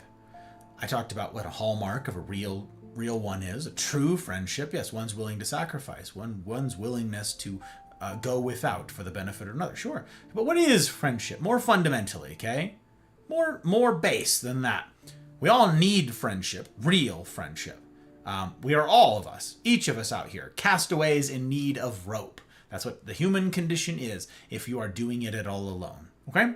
So as I discussed already, statistically, modernity sees us struggling to make and keep real friends. There's this hilarious thing for some perspective on the matter that I want to share with you guys. MIT, I actually don't know if they took this down. MIT has a cultural adjustment primer for international students, okay? This is like on their website, okay? MIT, if you're a foreign exchange student coming to the thing, they've got like literature about adjusting to the various quirks of being in America, okay? And one of these was on American friendship. The material is pulled from an article called The Paradox of American Friendliness, which also tells you quite a lot about what you need to know about this article. So, okay, here's what MIT preps their international students with in equipping them to face American friends. American friendship, the idea, the institution of American friendships, okay? This is what MIT thinks that foreign exchange students gotta know, all right? Here's this quote. This is from that article, okay? It reads this, for their international students. Have you ever been confused about how friendship is defined in the American culture? Americans often call other people their friends very easily. It's a term used loosely, perhaps because the English language does not offer any viable alternatives. The usage of friendship may be very different in your country. An analogy that struck a chord with many international students is the comparison of Americans to peaches and other nationalities to coconuts. Americans are soft on the outside, meaning they're easy to approach. But the pit is harder. It's harder to get to know an American really well and to create a real friendship. In contrast, many of you come from nations that are more like coconuts. It's hard to get inside, but once you are there, it is pleasant, and you have real friends once you've gotten through the tough exterior. Americans are typically polite, but they're also very private people. They want to be perceived as nice, friendly, and helpful. But many want to preserve their private space and not get too close to people right away. If you truly would like to get to know an American, ask them if they would like to get coffee or lunch sometime. And yes, they might even suggest, let's get coffee or let's get lunch. But it seems like they don't really mean it. If they are serious about it, though, they will propose a time and a place. Okay? Or, if you would like to make sure they're serious about it, suggest a time and a place and see if they follow up. Also, Americans really value their time, which is tied to their privacy and independence. They are so polite that they don't want to say, I don't have time to meet up. They would rather say, sure, and then not follow up. They don't want to overcommit if they don't have the time or interest. Don't take it personally. I encourage you to keep trying to make friends with us Americans.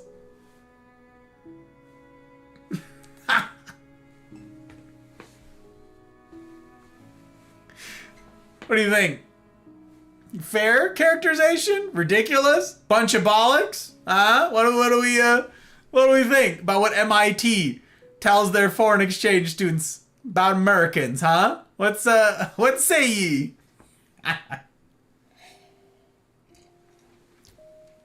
Like a peach, soft exterior, hard pit.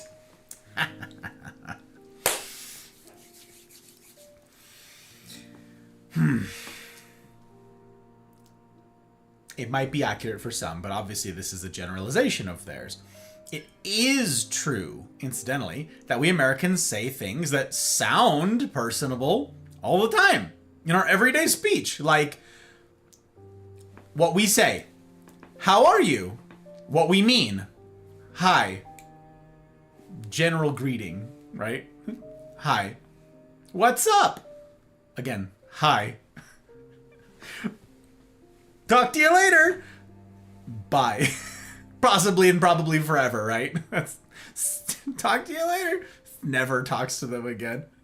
On the other hand, folks' behavior, words and actions in other countries seem rude to us Americans, okay? Even when they're not intended to be. When I lived in Germany, this was absolutely the case. Much of Europe, this was true for me for, okay? Words, again, they will, in Germany, they don't say, excuse me, okay? You know, like you're in a grocery store, you walk down the aisle and there's someone sitting there hemming and hawing over a jar of peanut butter or whatever it is, and you pass in front of them, you might say, excuse me.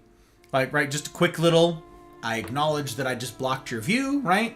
And you say, excuse me, pardon me. Something like that, right? Maybe you accidentally, like you look at something and then you back up slightly and there's somebody there and you say, oh, I'm sorry, excuse me, right?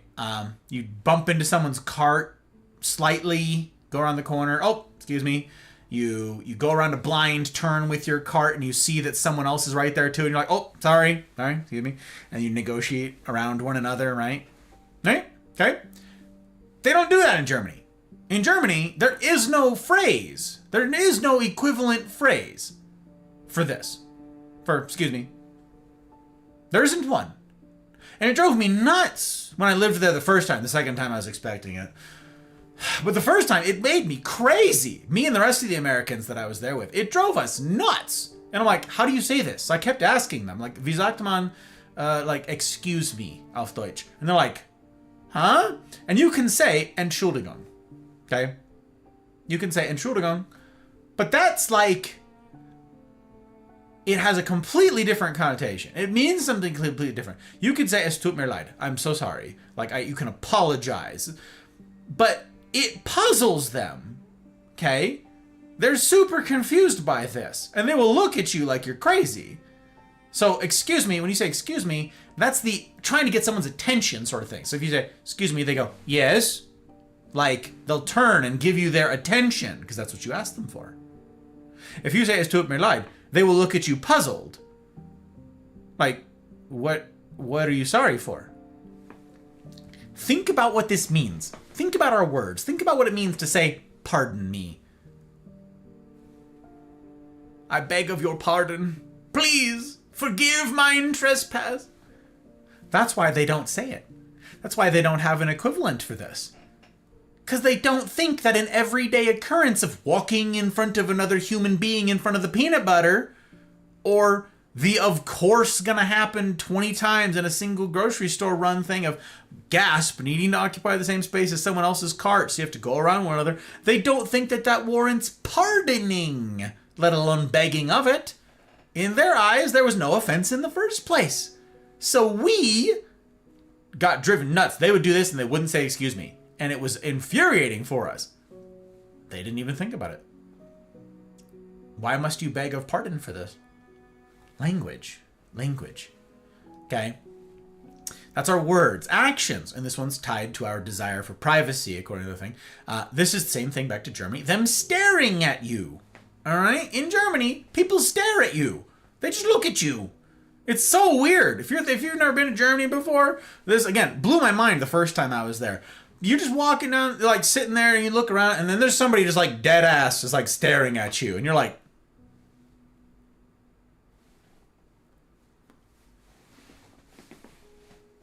and they're just staring you down. And then they like give you the once over, look at your shoes, scrutinize your whole outfit. And you're like,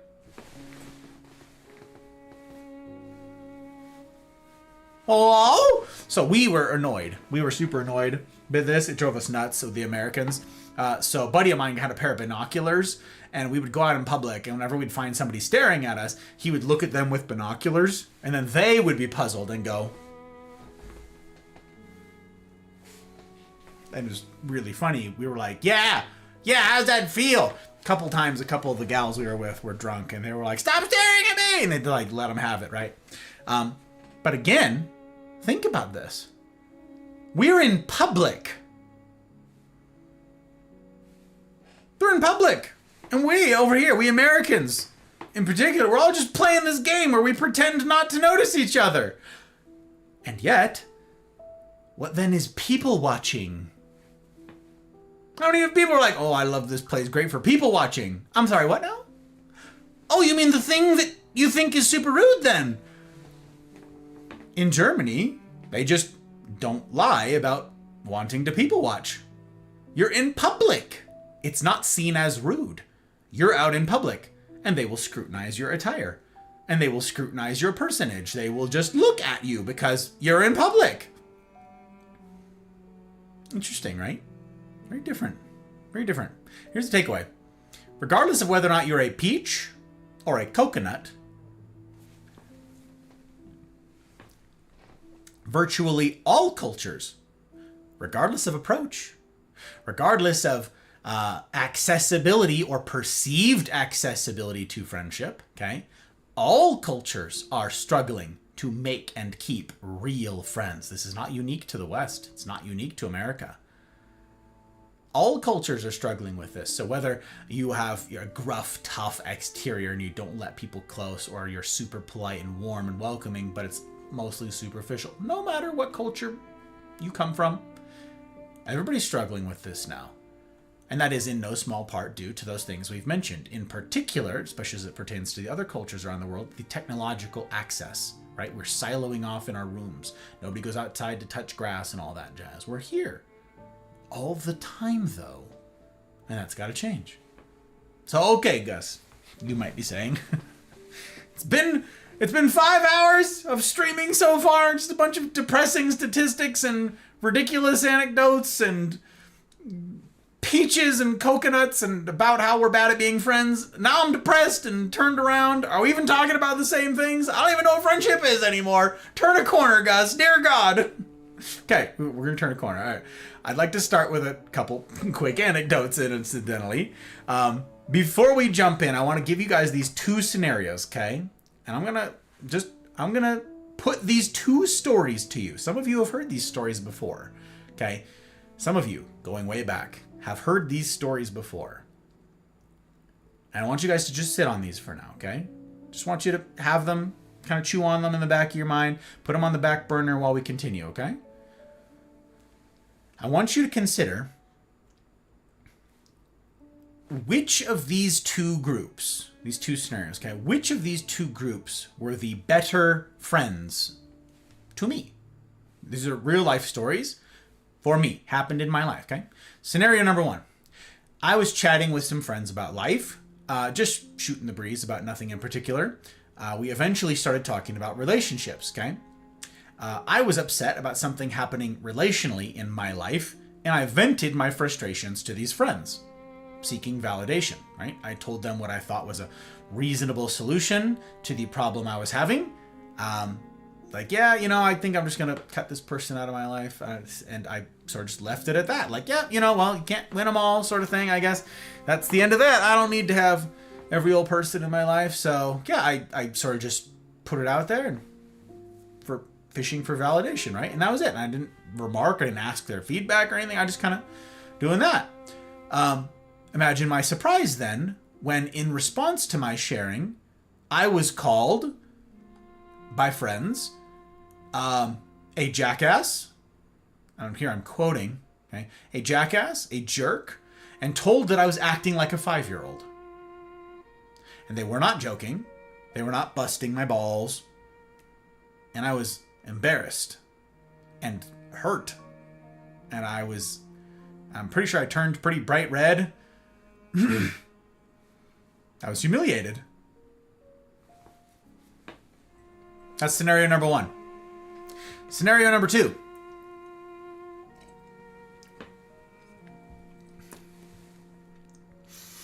I had just broken up with my girlfriend of 4 years. This is the longest term relationship that I had long before meeting Hot Bride, okay? So I had just broken up with this girlfriend of 4 years because she cheated on me. on multiple occasions, and then lied to me about it to cover it all up. And then when it was uncovered, okay, it was a big wreck, and I tried to extend forgiveness and tried to work on things, and it was really a nightmare. And it was crushing. Any of you who've been cheated on know that really sucks. It was sort of a train wreck, okay? It was rough, and I was not handling it well. I was pretty emotional about the whole thing. Since I was in college at the time, I lived with a bunch of housemates who all knew about the breakup, okay? They all knew my now ex. They came around to me, and they were an encouragement to me. They told me that I deserved better and that I was too good for her. One after another, they denounced her, and they rallied behind me. Each of them with their own stories to tell, incidentally, of like when they knew that she was no good. Oh, remember this one time she did that? I knew it. And she was always weird about this thing. And that always, you know what? I'm glad that she's gone. And they all, they rallied behind me. They suspected her all along. She was always a bit shady when it came to this and that. And I knew it. Something was off and she couldn't be trusted. You guys know this level of support I'm talking about here, okay? They each wanted me to know that they were behind me. And that they were, and you know what? That there were more fish in the sea, right? More fish out there. And that I shouldn't lose sleep over someone who obviously didn't love me as much as I loved them, right? Okay. They picked me up when I was laid low and helped me to feel whole again when I fell to pieces. Now, again, we're just going to sit on those two scenarios right now, okay? You don't have to weigh in on either of those things right now, but I'm willing to bet that most of you guys, incidentally, have similar stories. Most of you. Think about that's a crazy thing, too, that most of us would have stories like that. But hold on to those, okay? I want to reflect on some of those experiences that you've had in your own life during our time here together, for what time we have left, as we proceed. Okay, I'm going to return to these stories in a bit. First, let's do what we are wont to do with talks, if we are at all able, which is defining terms. Ooh, I love me some good definitions. Okay, what does friendship even mean? Ooh, it's a good question. What does friendship mean? This is very exciting. Love me a good dictionary, you guys. Friendship. To be literal about it, in ancient Greek, the word used is philos. Okay, it's built off the root phil or phil, which means beloved or love. Okay, it's one or the other. For example, philosophy. The word philosophy is the study of human customs and the significance of life. It's loving wisdom. That's what philosophy is supposed to be, okay? It's loving wisdom. The Greek root soph, would be the wisdom there, okay? It's loving wisdom enough to spend time musing about its relationship to the former two things, human customs and the significance of life, okay? It's loving wisdom enough that you would reflect on those. Philosophy, okay? An audiophile is one who loves music or sound and spends time immersed in its nuances. Philadelphia is called the city of brotherly love because that's literally what the word Philadelphia means in Greek, okay? Brotherly love. That's what that means. Its earliest uses can also mean its earliest uses can also mean someone you have affection for, right? This is friendship, or someone you trust. But what it really means is to belong to. Okay, that's what it belong to. A synonym for this is the same Greek, in the same Greek, that is the ancient Greek, is idios. Okay, idios, which means one's own or my own. To consider one a friend, think about this. To consider one a friend means I consider them one of mine, one of my people. This one's mine. This one's with me. To be a little less literal about it, I turn to C.S. Lewis, who said, "Friendship is the greatest of worldly goods. Certainly to me it is the chief happiness of life. If I had to give a piece of advice to a young man about a place to live, I think I should say sacrifice almost everything to live where you can be near your friends. That's in his collected letters, broadcasts during the World War II. We want that. You all, we all, I'm in this too, we all want to be a part of a group of people like that. A group of people that considers us one of our own. Who says to you, you're one of us. The Greeks considered this philos, this friendship or brotherly love, to be the highest of all four loves. The other ones being topics unto themselves for another time. We're not going to go into the four loves here tonight, okay? But this philos, they considered it to be the highest of the four kinds of love. And yet, the West doesn't even pay lip service to it. The only thing our various forms of media push is eros, okay? Erotic love. I'm not dismissing erotic love or any of the others. Like I said, they'll get their own talks another time. We're going to be getting to that stuff down the line, okay? But for now, philos. Those of you who've served in the military, specifically those of you who've been in combat, but to lesser extents in other roles as well, know exactly what I'm talking about when I do describe this kind of love, this philos, this brotherly love. And for those of you who haven't been in this environment, I give you an example that will get you vicariously somewhat close. You don't have to do a show of hands, but you can if you'd like to say it in chat. Sure, by all means, let me know. How many of you have seen Band of Brothers? HBO series from 2001. It's old, but it's very good. Very good. Anybody familiar with Band of Brothers?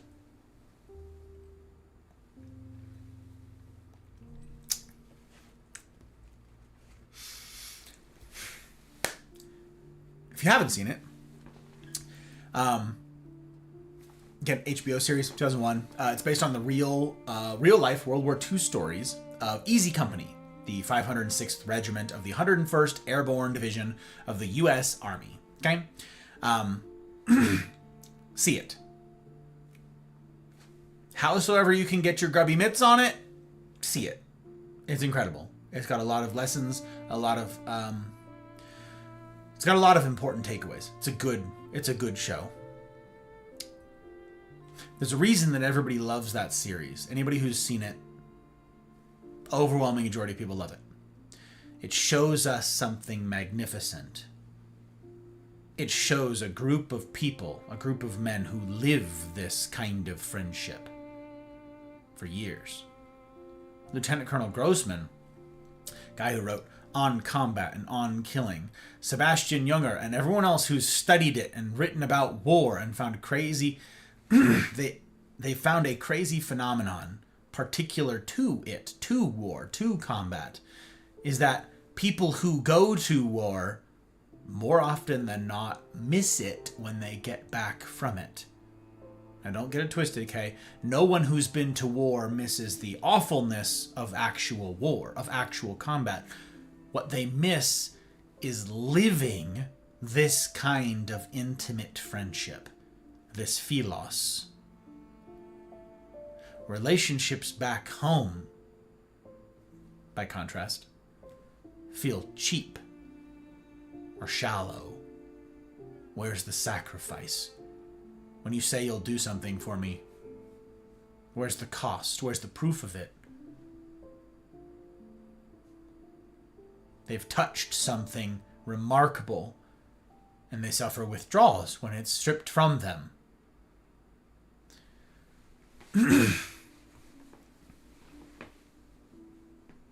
All of this foundational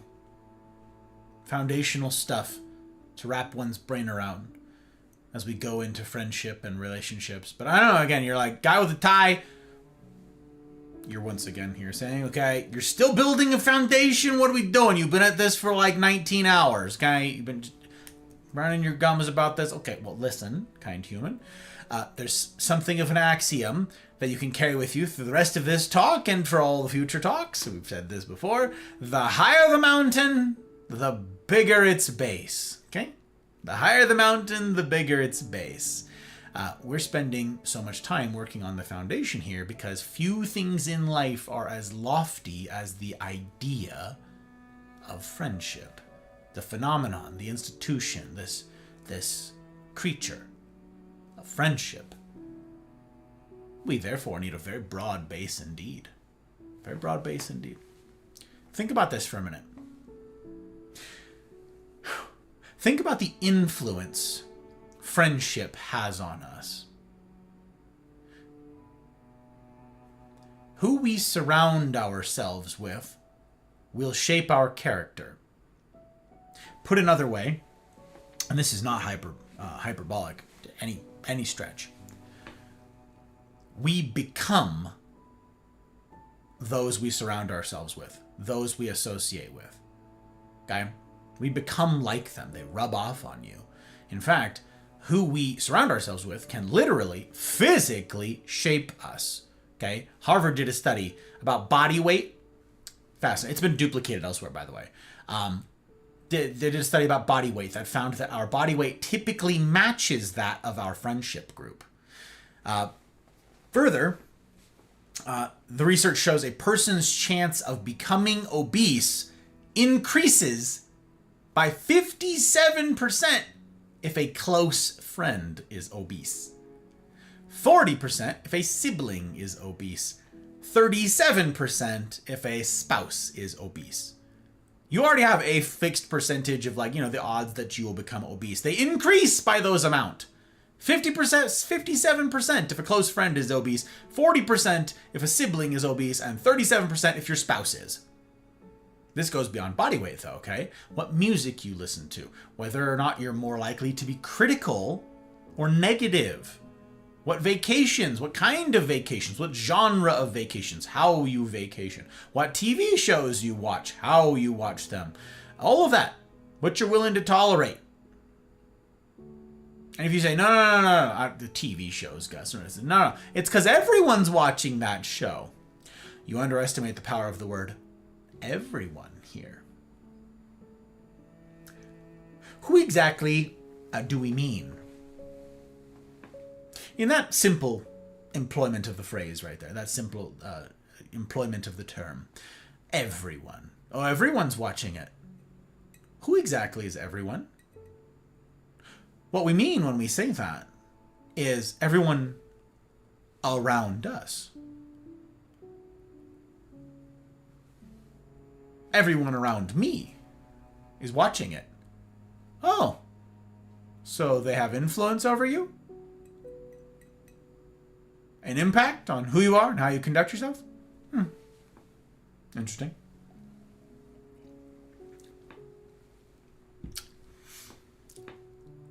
Incidentally, this is where I enter into this with you. This, everyone, if you're here tonight, that includes me now. If you're part of the mafia, if you live this, if you spend regular time around me, I am part of everyone who influences you. I am part of the everyone in your life. And incidentally, that's why I take what I do here so seriously, because I am very well aware of this fact. I know that my words and my actions can either be a boon or a bane to you. I know that I can either make your life better or make your life worse. I won't have no impact. I'm part of everyone. I will have some impact. What kind of impact will it be? Something I take quite seriously. So many folks on the internet either don't know how much influence they have in this everyone respect, or they don't care, or they know exactly how much influence they have and they manipulate you using it toward nefarious ends, using that influence, okay? But just how much impact could I, Gus, me, right, have on you? That depends. Who am I sharing the stage with?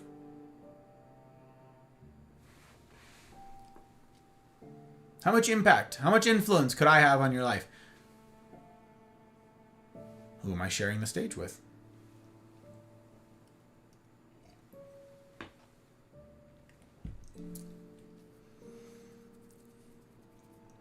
Who am I competing with? Whose voices compete with mine? Yes, I take my role very seriously. I take my influence very seriously. I take you very seriously. And I understand that I have this power, whether I would will it or not. I'm in this position and I've got it. So I take it quite seriously, and I aim to serve you well, and I aim to be a value-add proposition to your life, right? Okay. What are the other voices in your life doing? Are they taking it that seriously? Are they taking you that seriously? Are they doing a better job? Are they doing a worse job? Are they... Here's an illustration that is absolutely wonderful for this. My dad was a geologist by trade once upon a time, okay? Long time ago. My dad was a geologist. And as a kid, I was super into, presumably because of his influence, I don't know, I was super into rocks and such, okay? I had a whole collection of cool ones that we'd found while backpacking on camping trips, climbing mountains, okay? Like all sorts of cool stuff. Go to volcanoes, go to cinder cones, and you get to go see a whole bunch of cool stuff, okay? A couple of those rocks that I had collected from various places were geodes, okay, from volcanic areas. One of them was calved open, okay? It's like it's already cut open. You guys have seen like complete geodes, and then there's like one that's sort of been busted open already.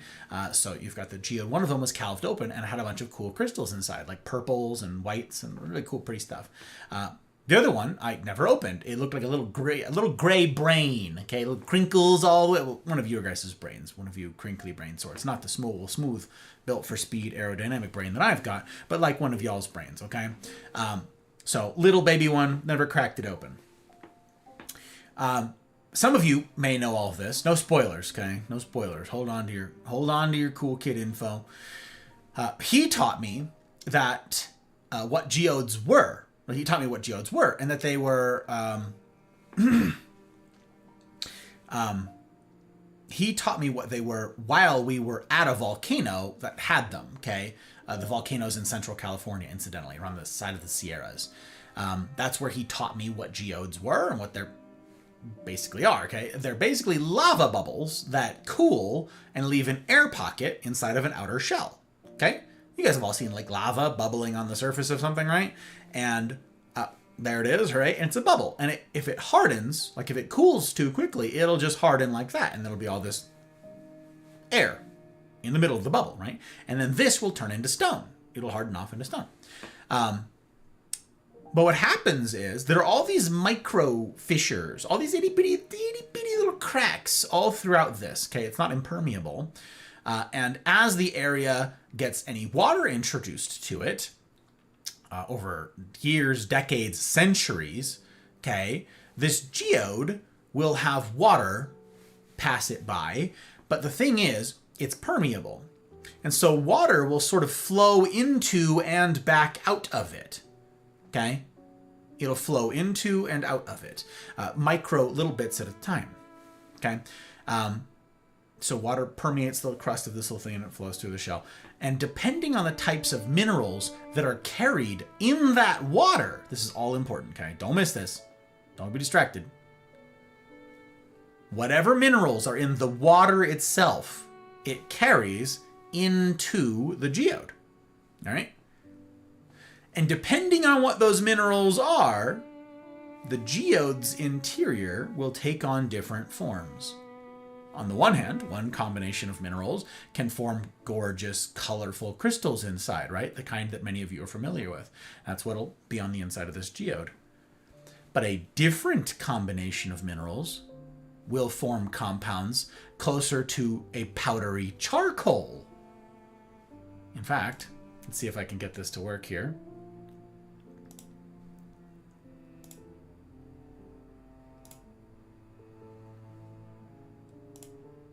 Boom. Those are geodes that have been cracked open, and it's got charcoal inside. You crack it open, and out comes tumbling powdery heckin' charcoal.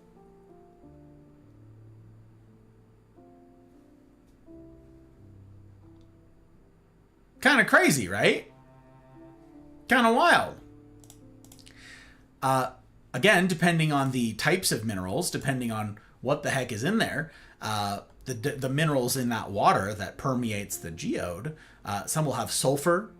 It'll form sulfur crystals inside, so that when you crack it open, it'll reek like a rotten egg. Some of them are absolutely putrid and foul when you bust them open for this reason.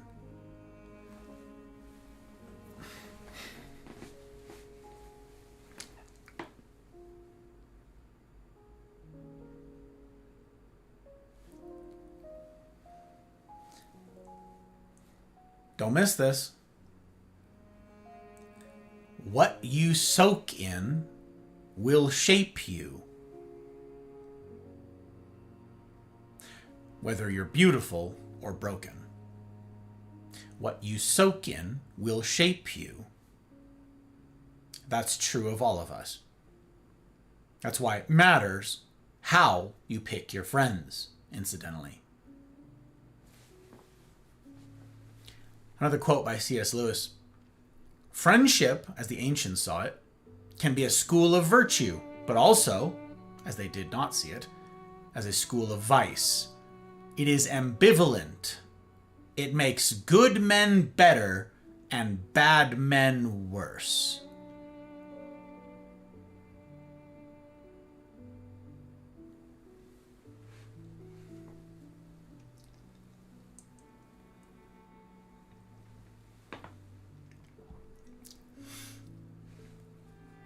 Incidentally, that's why this series isn't a single 30-second video of me saying, you want friends? Well, go get you some.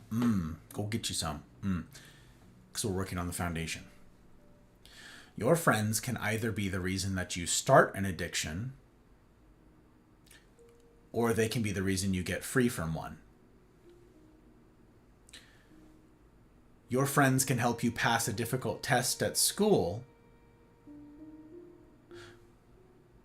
or they can peer pressure you into killing someone because he looked at you funny.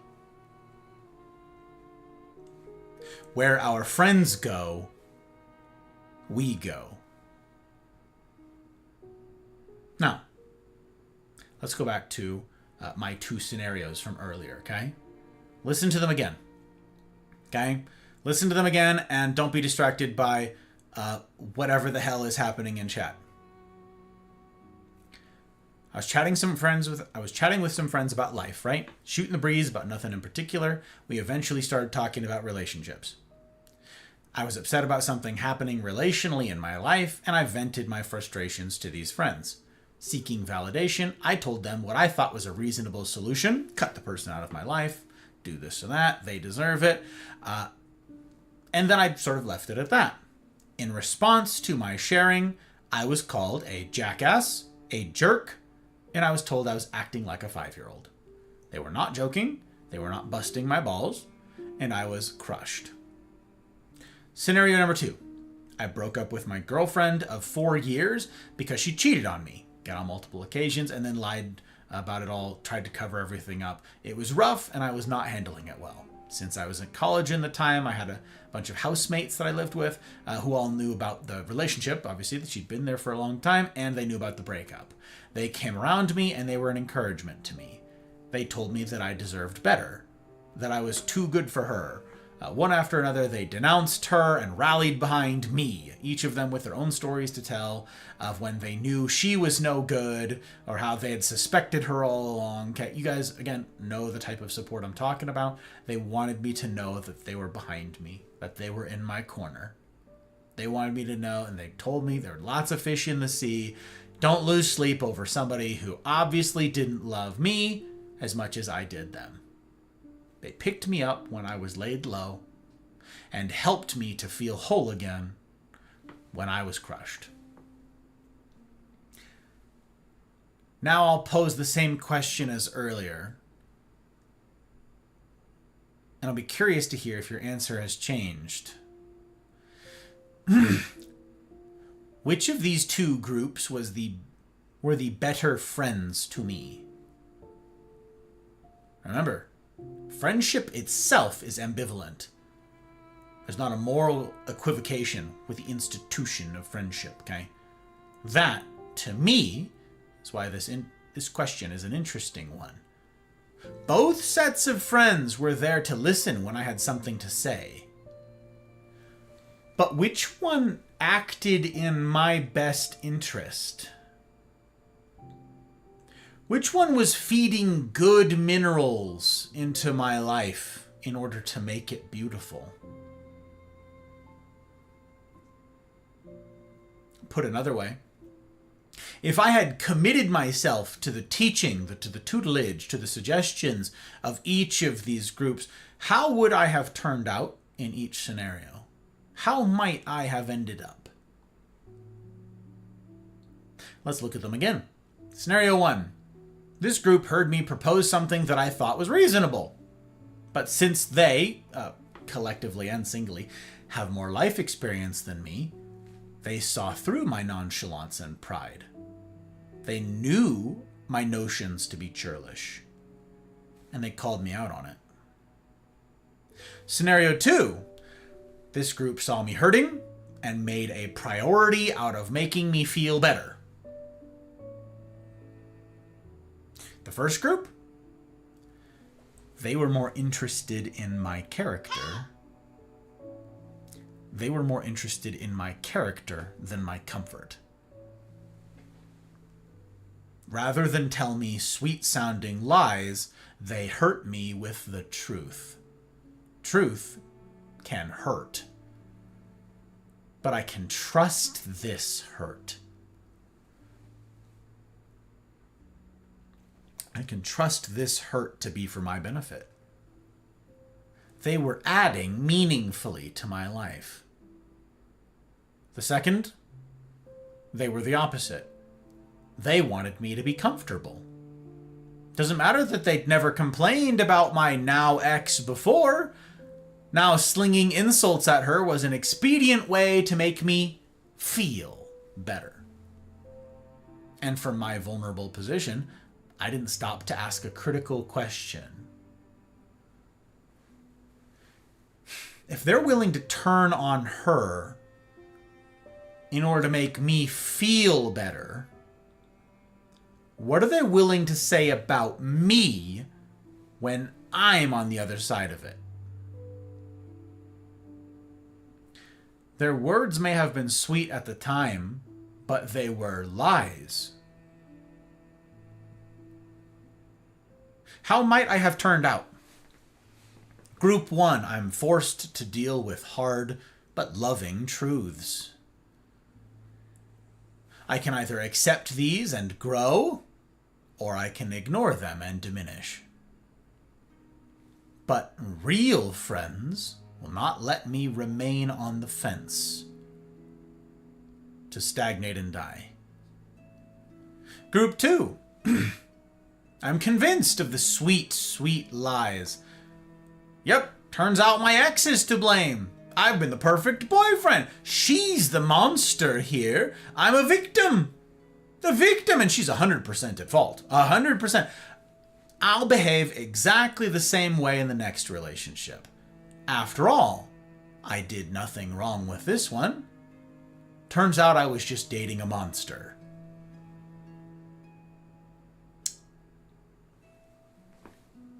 I was dating a monster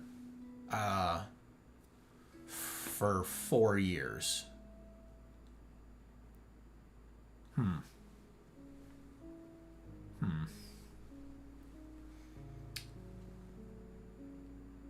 Nice guys finish last. Yeah, I could have.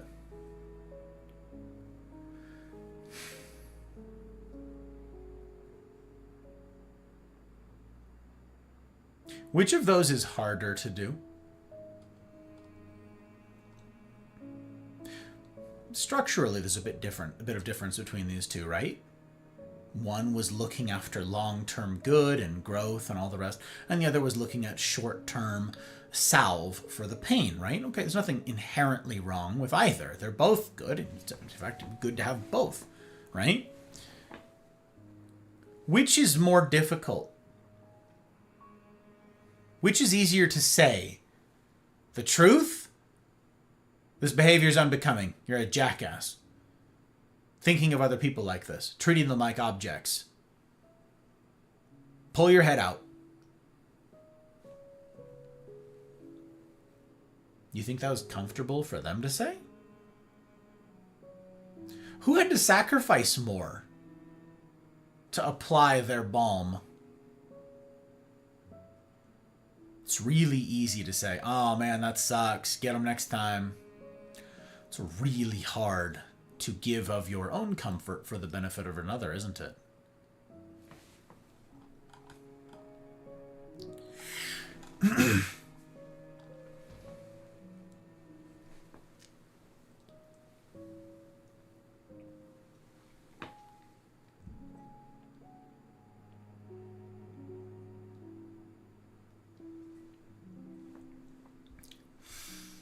Many of you have communicated to me the same thing that I saw proved out by the statistics in all these surveys, all this data that I went through preparing for this. That you meet with people. Several of you do this here in the Mafia. You attend the CNRs even. Awesome. Excellent work. But I'll here reiterate something that I've said in recent weeks that I need to make explicit. The rendezvous are not specifically for making friends. They're for humaning practice.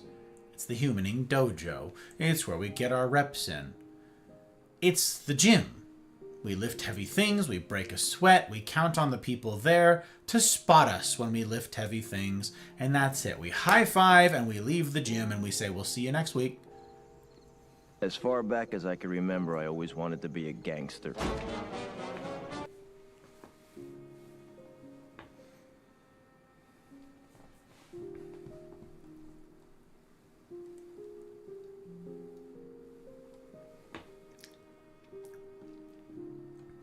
It's good to see you, Duckling.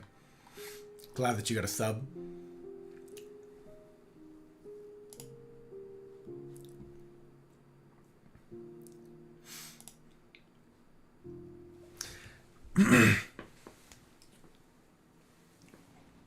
You meet with people elsewhere, the rendezvous, and you say, why don't I have friends?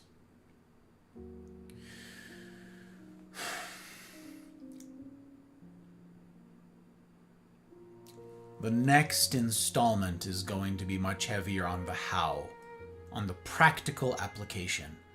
Part 2 of this is going to be, all right, brass tacks, steps that you can take, actionable steps that you can put into practice today, right now, in your life. Ready, go, ready, set, go. Ready, go, get them. That's going to be the next part of this.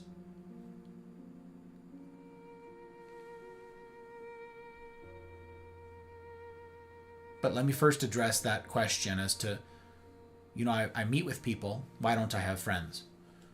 It's not how friendship works. We'll get to that. But also, what we've done in the Mafia so far in the rendezvous and the rest is to restore our stomach for difficulty. We are practicing having hard conversations. We are practicing engaging with one another in good faith.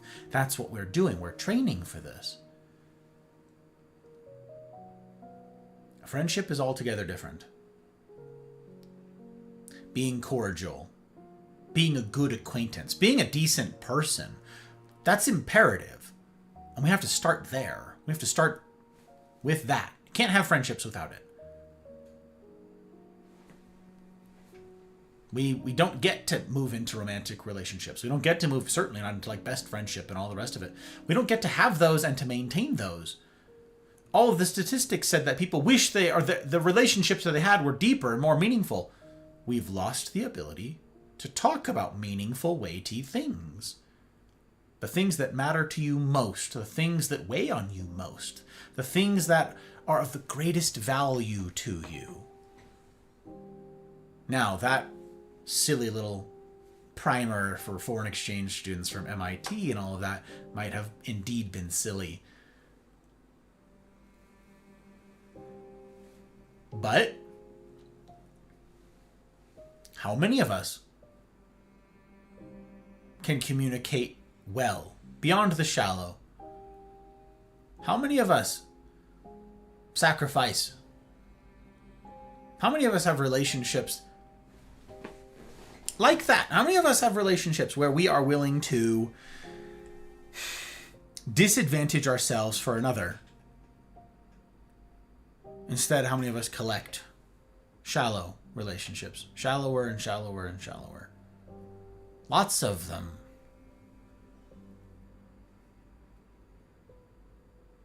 We want to be perceived as polite and nice, and a lot of you are really good at that. You are perceived as nice. Are you actually nice? Some of you who present as nice are mean.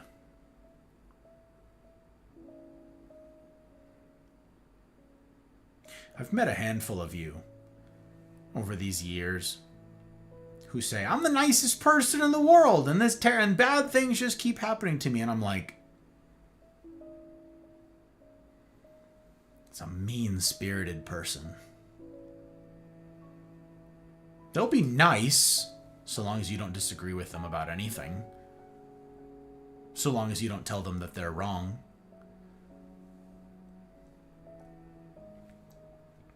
I want to augment a question that I put to you earlier.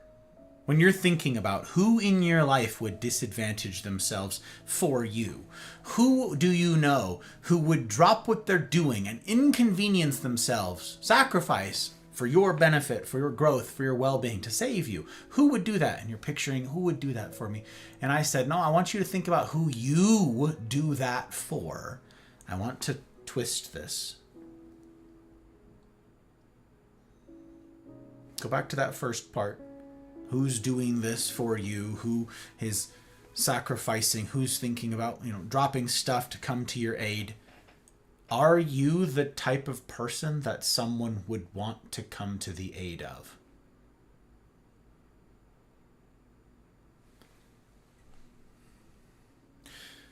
Are you the sort of person that others go, I would sacrifice for them? Absolutely. I'll do it. You see, I glossed over something here. I skipped over it entirely tonight for this purpose. We take for granted, I think, very often here in our affirmation culture. I work my whole life. I don't apologize to take care of my family. And I refuse to be a fool. Dancing on the string held by all those big shots. Thank you for hooking up Silly, Trotsky. It's good to see you, Silly. In our culture of, you're perfect exactly as you are. Never change. You're perfect exactly as you are. In that culture that we're in,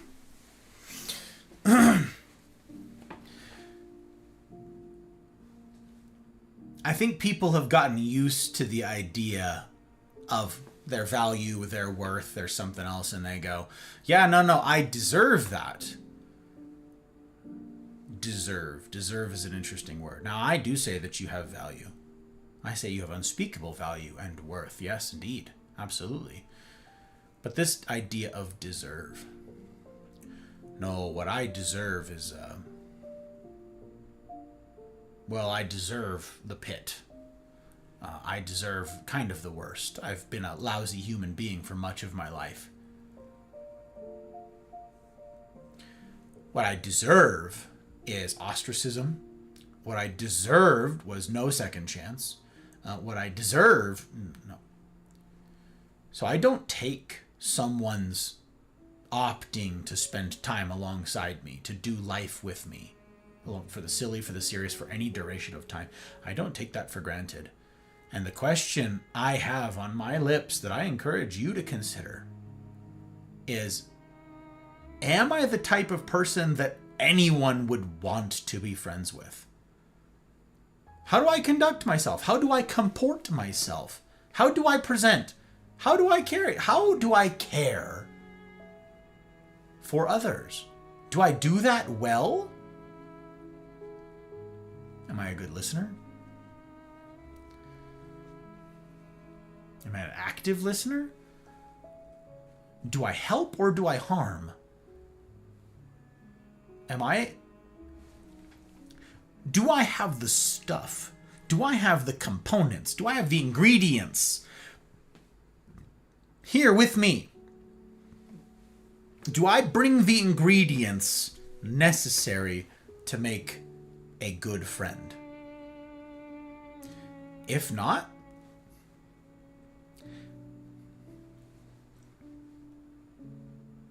something to think about. So yeah, before you look around and say, how come no one's sacrificing for me? How come no one does any of this? Maybe consider, no one wants to be around you, and there might be a reason for it.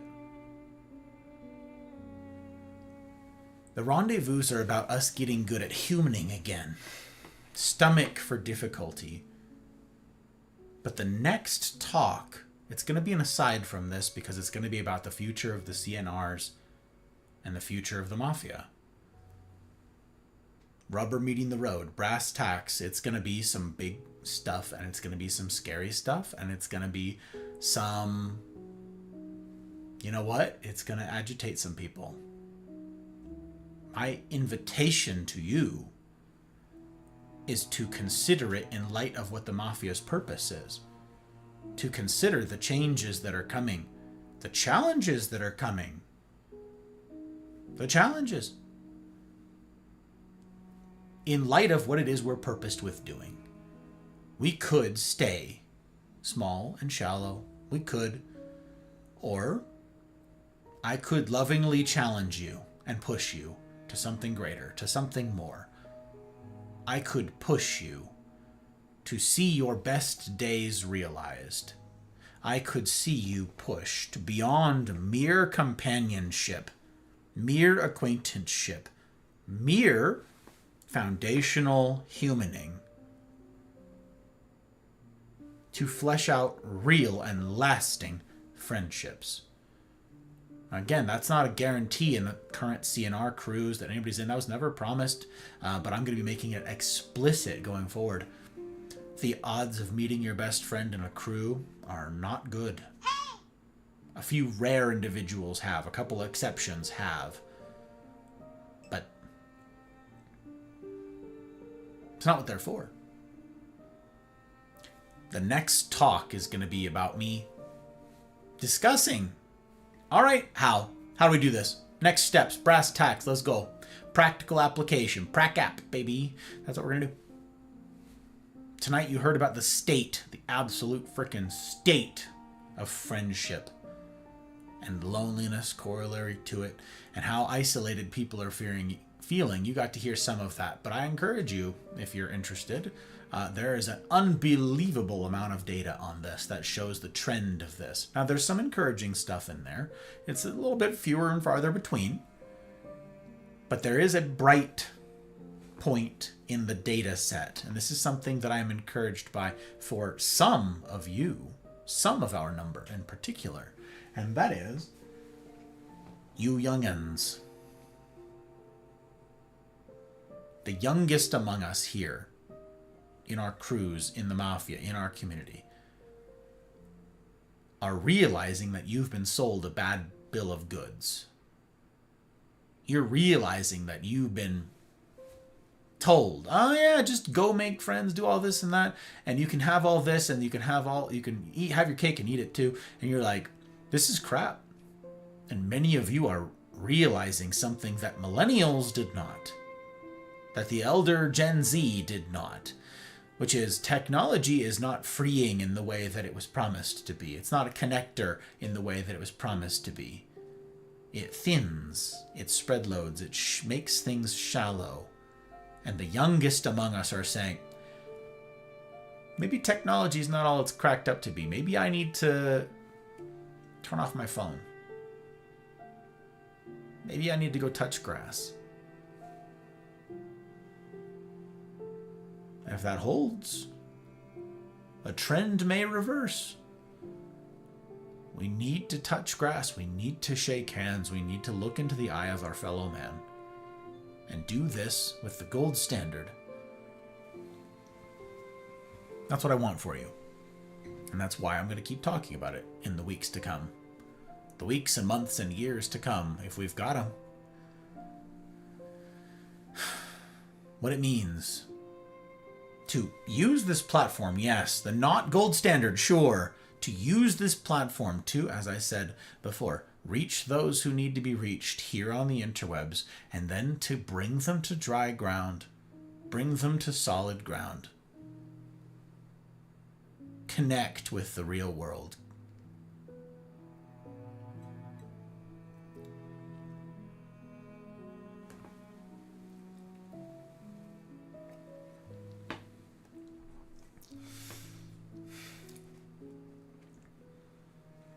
I want you guys to think about that geode again. What kind of geode are you as we close here? What does your life look like on the inside? What minerals are in the water that you've soaked in for these many years? If you are who you're surrounded by, then how have you turned out? Are you beautiful or are you broken?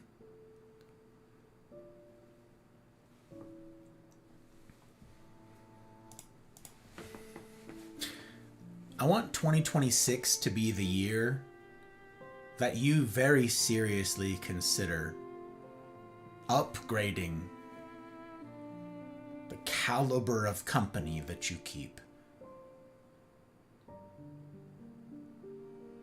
I want you to think about who influences you. I said I'm some of everyone. Okay, who am I sharing the stage with? Whose voice is louder? Who shouts more? Who's got more volume? Who's forceful? Which voices are more influential in your world? You are who you surround yourself with. Consider also what influence you have on those that you're around. Are you constantly negative? Are you looking for a reason to be upset at everything? Are you looking for a fight to pick? The people around you are affected by that. Or are you looking for silver linings? Are you looking for the good? Are you looking for the bright spots? Are you looking to be an encouragement? In a world that's got plenty of trash, plenty of negativity, plenty of awful, are you looking for the good? Are you trying to be a light in a dark place?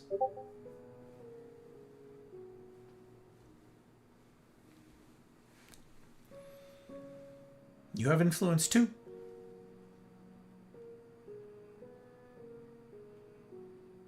What kind?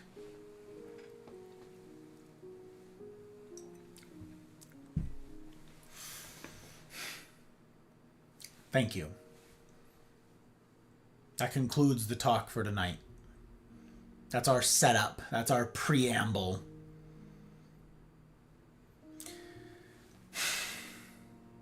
That's where we're going with this, gang. And that's going to lead off into the romantic stuff in the relationships masterclass.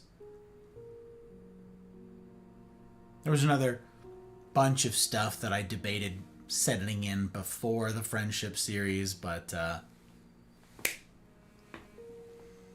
I decided for the sake of time we were going to truncate it and jump straight to here. So I appreciate you guys putting up with a less than amazing, crammed together talk for a series that's more of a primer than a standalone deal. I will be giving the Four Loves their own treatment at some point. But for now, there's some setup. Well said.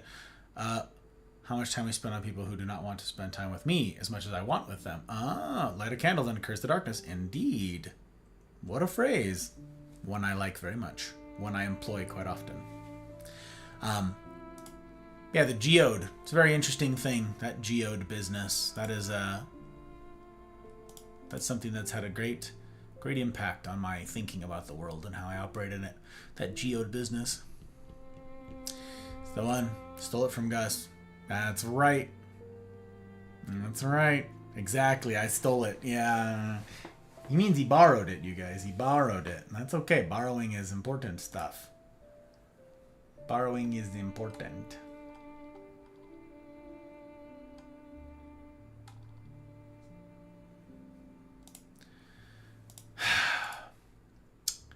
Now, I'm conflicted. Do I end early?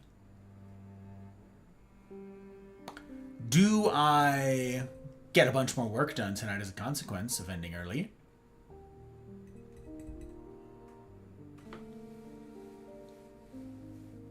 No, okay. I want to ask you guys questions. I said at the outset I was going to ask you guys. So, now that we're there, if you have questions that you're comfortable sharing here that you are hoping get addressed in the friendship series as we go into this, I'd love to hear them here in chat. I can take them down, and I can obviously let you know which ones are already being covered, which ones are definitely on the curriculum, as it were.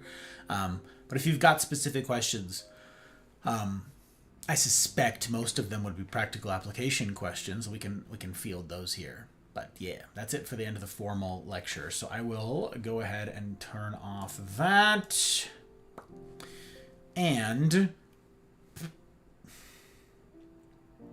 I guess I'm going to leave raids disabled. I'll leave raids disabled. That's what I'll do. I thought you had great points. Oh, okay. I'm glad. Thank you. I hope so.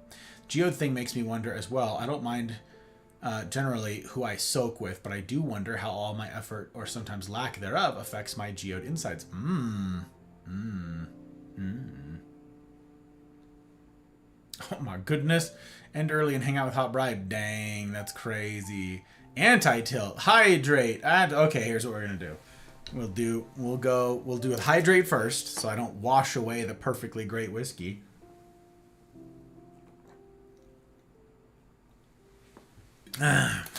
Okay. And anti-tilt. Cool. I will raise my final glass of the evening with that right there. I will raise my final sip to you, lovely lot. The fabulous humans who've parted with a perfectly good evening to do hard mode. It's really something. Caliber of human I get to talk about.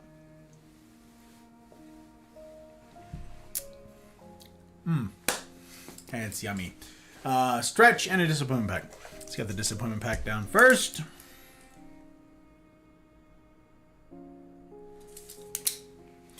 Okay. All right. Quick up, down. Oh, I am unbelievably sore. Wow. The parting glass, if you will. Dang. Duckling's talking about a song. I don't know how many of you are familiar with the parting glass. Oh. Gotta shake out your legs, you guys. Like you got a dog attached to him. Okay? Shake out your arms. Like you got dice up your sleeve. Don't like that. Question was answered. My friend needs to step up and tell their friends to stop raising terrible kids. Ooh. That's tough. The more nuanced question, the more nuanced answer to that question is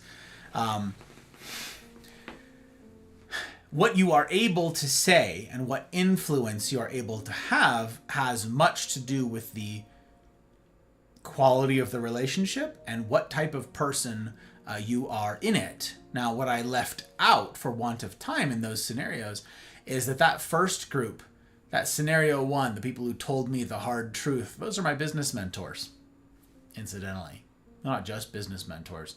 Their mentorship goes beyond that of just strictly business. And when they say something, I listen. That's the kind of rapport that they have with me. That's what they've earned. They speak, I listen. They say something, there's a purpose. Now, if you've got somebody in your life who goes, you really need to turn your life around, and they are like, their entire life is falling apart and they've got nothing, like if my sister, no, my brother, either one, incidentally, tried to tell me how to live my life, it wouldn't mean anything, right? So I'm not aiming this at you or your friend Mel. I mean anybody broadly. Consider the nature of the relationship. Consider, will my words have effect? Because it also, like I said, I had a choice. I could have rejected their words. I could have ended the relationship. I could have just closed them all off and said, no, screw you. You don't know me. Could have done that. But yeah, if one of my delinquent siblings tried to speak into my life, I would not probably listen. I would be polite, but I would not, not even a grain of salt. I would have little and less interest in their counsel because their lives are train wrecks. They've done everything wrong, basically. So yeah, I would say that's a big component of how I discern whether or not I'm going to step into a spot like that. Sounds like your friend is in a tough place because they care, but will the other party listen? It's tough, really tough. I don't envy your friend. How do you manage your desire for friendship and lowering standards for the sake of companionship, even if that makes a subpar friendship? Excellent question, Silly. Okay.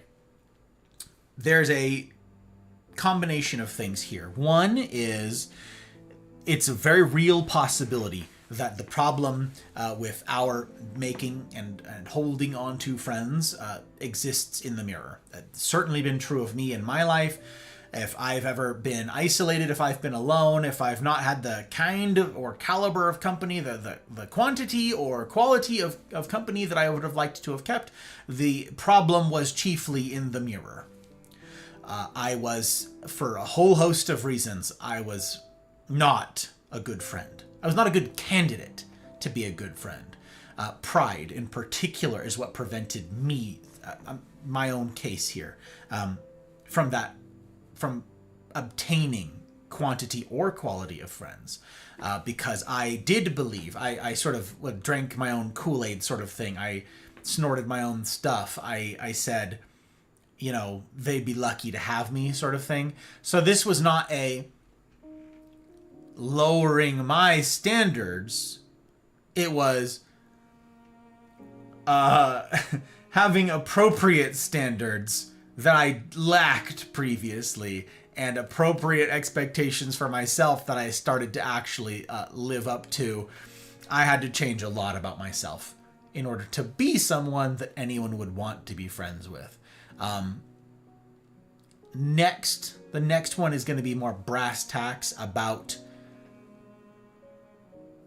entering into friendships, what that requires, what is called for, much more practical application type stuff.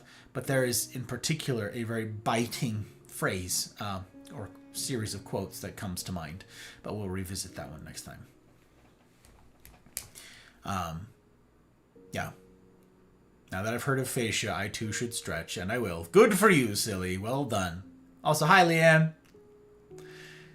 May I record your talks so I can listen to them in the future? They are published, Retro. So we can watch them. They're published. I know I haven't chopped down a lot of them, but incidentally, that's something I plan on getting to do a lot more of this year. I also plan on recruiting some help on that front, chopping down Gus Talks, and I'm pretty excited about that. Wouldn't want to be them. Exactly, Mal, exactly. How do you use the discernment to know which person you need to serve and sacrifice for? Well, that depends on how you view humans, incidentally. I, in particular, have a very high estimation of humans, Retro. I see humans as having inestimable worth. And therefore, I've reached a spot in my life after living it completely wrong for a very long time, incidentally, where I valued humans very low as tools to be used and abused. That's how past Gus treated people. Very low estimation of people. And that was unbecoming of you guys. And then I was humbled, series of humblings, incidentally, where, as many of you know, part of my story is I was homeless for a long time. And all of a sudden, I wasn't so high and mighty. And it turns out there's a lot of people who knew more things than me and knew stuff that I didn't, and from whom I could stand to learn a thing or two. And it was from that experience that I was like, damn, I really should be careful about looking down on anyone. Because, like, other homeless people knew how to be homeless better.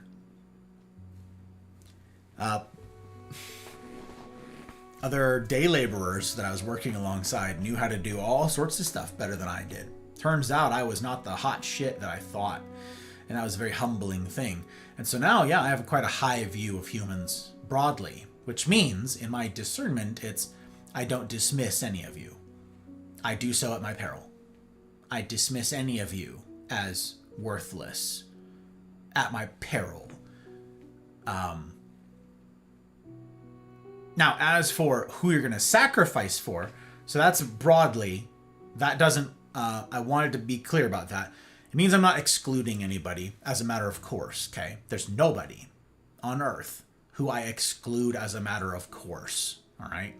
Then, your question, practically, who do I sacrifice for? Well, you can't sacrifice for everyone, right? This is why I've talked a lot in the past about your neighbor. What is your neighbor? What does that mean? It means the people around you. It means the people in your sphere. It means the people that you run into regularly, the people in your life. Those are your, quote, neighbors. Now, does that mean physical neighbors in your apartment building? Sure, it can if you run into them. If they're locked away in their apartment forever and you've never met them, then no, they're not part of this. If it's your coworker who works at the desk right next to you and you see them and have to interact with them every day, it does include them. If you live at home with your parents or siblings, that includes your family. If you are living on your own, you have maybe a spouse and you've maybe got kids, it obviously involves your nuclear family. If you attend any sort of civic or religious institution, it involves the people that you regularly hang out with and run into. Those are your neighbors, okay? So you don't have unlimited resources. None of us do. You have to discern, well, if it's just for time, right? You've got a very limited amount of time. Who do you sacrifice time for? The answer is the people in your sphere. If someone you don't know on the other side of the world says, hey, I need you to do this thing. Nope. My time is tied up serving the people in my sphere, okay? You could do the same thing with finances. You have finite resources, finite finances. We all do. Why would I send my money to some tribe somewhere off on the other side of the globe with whom I've never interacted and I don't know anything about, and when I've got people here who are hurting? I'm very big on this triage concept here. We've got people in our own backyard who are hurting. Now, for me, my medium here is the internet is kind of my backyard, as it is with most of you, okay? And so I'm working with people here. But again, my stated goal is to get this back to in-person relationships. I want each of us to have in-person relationships, the gold standard. So that, if someone needs your time to help move, well, I can't really do that with Silly. Silly lives an ocean away. A whole continent and an ocean away. I can't go help Silly move, even if I want to. It's not practical. It's not possible. So my resources are spent on the people in my locality here that I can have a general impact on. Now, if it's not like time or physical effort, right? Helping someone move, helping someone do some heavy lifting, any of that stuff, right? Like, if it's not that, I can help the people that I'm closest to, even if we're at a distance. I've got some very dear friends who live very far away, And I can't physically go help them with things, right? I can't physically go help them move if they needed it. But if they're in a financially tough spot, well, finances can move around surprisingly easy these days, and I can send them financial help if that's what I'm fit to do.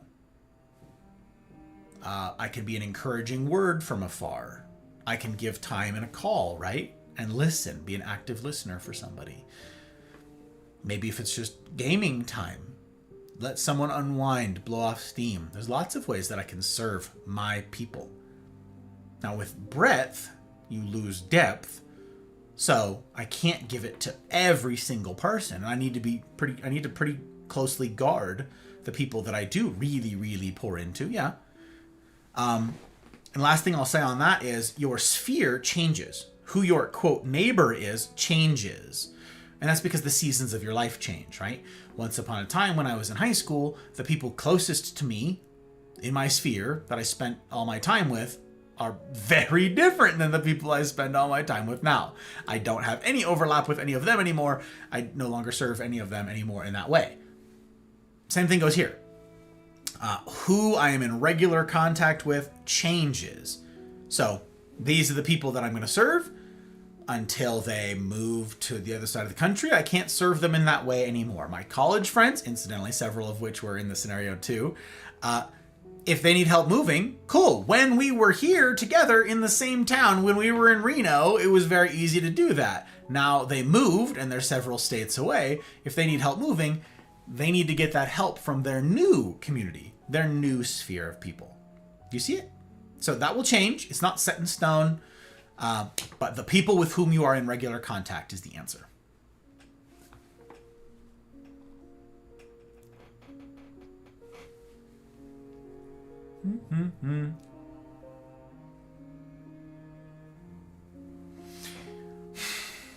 There's pragmatism to it. Idealism plus pragmatism. If you say something that has zero effect, only ends up hurting you, is that good? That's a hard thing to answer. That's a philosophical question because, again, the answer is how do I negotiate life well? How do I live life wisely? How do I do this right? How do I do a good job? And yeah, sometimes it burns you and it burns them and they don't benefit in any way, shape, or form. It's tough. This is why wisdom is all important. I have a small, close group of friends, then acquaintances by the ton, but I struggle the regret of perfectly good friendships that I trashed in my younger days, what I wouldn't give to mend those. There's a song lyric that someone in Mafia incidentally added to their status. It's from the song, The Class of 99, Wear Sunscreen. That song, Baz Luhrmann. It was about recycling. That's a lyric from that song. One of the song lyrics, Trotsky, was, the older we are, the older we get, the more we need those who knew us when we were young. And that's lodged itself in my brain for ever since I heard it, right, 15 years ago. And I work hard, following another encouragement from that song, to bridge the gaps in geography with those folks, if it's at all possible, and to stay in touch. But sometimes lives diverge, paths diverge, right? Someone says, I want to start a family and I'm going to get super involved with kids and blah, blah, blah. And the other person's like, ew, I hate kids. Well, okay, those two paths have diverged, right? No one's fault necessarily. It's no one's to blame. The lives are not heading in the same direction anymore. Someone says, this is my worldview and it leads me this way. Another person says, this is my worldview and it leads me this way. And so oftentimes, yes, we can screw things up and we can be totally to blame, but also that's not true of all relationships. Some of them just end as a matter of course, as a matter of time passing. Some, many, all end with death. Death comes along, claims relationships. No one's fault, just a part of life. Your sphere will change.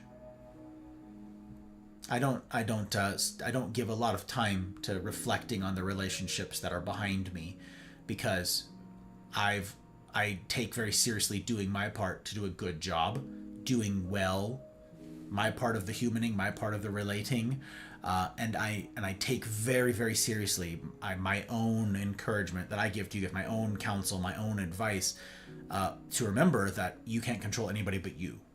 Just you. You can just do your part to be, you can bring the ingredients for a good friendship, but you can only bring 50% of them.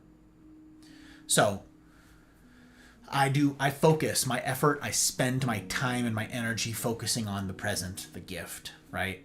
And that will yield the best return for the future. Looking back, no need to beat myself up. We can learn those lessons once and then do better going forward. And for what it's worth, Trotsky, I haven't met a single person who doesn't sing your praises as one of the kindest, most hospitable gentlemen on the interwebs. Your hearty laugh and your warm, your smiling eyes seems to me that you bring quite a lot to a potential friendship. Certainly in the approachability department and the warmth department, and those are a big help. So perhaps you have learned from the past. Silly, I think the management of friendships, or at least hanging on of friendships, that aren't reciprocating. Oh, I got you. That aren't reciprocating. Sure. Is it a problem of my own making? Sure. Pruning relationships. There really is. This is like a boundaries adjacent question, which is like, how much should I tolerate before I cut off so-and-so? And that is a question, incidentally, of resources. That's a question of bandwidth. Some of you guys call it spoons, right? You've only got so much. You've only got so much bandwidth. You only have so many spoons, right? That's how you guys, a lot of you articulate it, something like that. That's a real thing. Is you can only sacrifice so much. You can only give so much time, talents, treasures. If someone is a net drain on you incessantly and it never changes, obviously the first step is you probably need to have a conversation about that. Maybe they need to see a video like this one. And they need to ask themselves, am I being a good friend? They need to be confronted with all of that information. And then maybe you would have a conversation with them about that and be like, look, I feel like I'm pulling a lot of the weight here. I'm not getting anything in response. How have you considered the relationship in terms of what you bring to it? You were going through a tough season once upon a time, and I could forgive it, but then now you're not in that hard season anymore, but you're still behaving kind of shitty. Do you see it this same way too? If you sat down here and gave me a minute and thought about this, is there a way that I could be doing a better job? Are you acting the way that you are because you don't feel that I'm upholding my end of the relationship? Go at them with a question like that.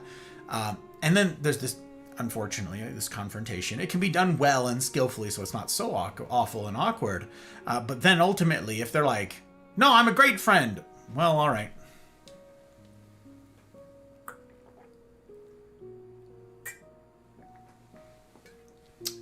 Okay. I'm a great friend and you're lucky to have me. All right. Okay. But there's also wisdom in the counsel of others, the counsel of many. So have somebody else weigh in if they're familiar with the relationship and be like, am I missing something here? Am I being taken advantage of? Am I being walked on? Oh my gosh, a friend for 2026. You could subscribe to worse, silly, let me tell you. Duckling's a keeper. But I like this, I'm down. So freaking sweet, what'd I tell you? Easy peasy, I gotta hang on this friendship thing. Act in such a way that you treat humanity, whether in your own person or in the person of any other, never merely as a means to an end, but always at the same time as an end. Well put, Kant, well put. I refuse to ask anybody to help me move. I hate it when people touch my stuff. You eat pizza and beer, but you can't help me move. Hilarious. Absolutely hilarious. Next lecture being about brass tacks and how to become friends. Yes, that's true. We're going to be doing that. Trade you American snacks and European beer for pizza. Deal. Dang, it's a plan. We like it. Flew across the continental U.S. to help move my mom halfway back, but much more north. Yes, yes. What I would say about that. This is actually a stat, Mouse. This is a stat that came up in my research for this. I didn't include it, but it struck me as interesting. Let's see. It was something like far more than historically. Okay, far more than the past like 80 years or something like that. Young adults will turn to their parents for support now in numbers that have never been seen before. For the past 100 years, if you're a young adult, you turn to your peers, you turn to your friend, you turn to your spouse, you turn to whatever. You turn to your peer group for support, your community for support, for emotional support, and for logistical support. Okay? Oh, we rated out. Oh, who rated out? Oh, we don't know you. Bye, stranger danger. Bye. We barely knew you.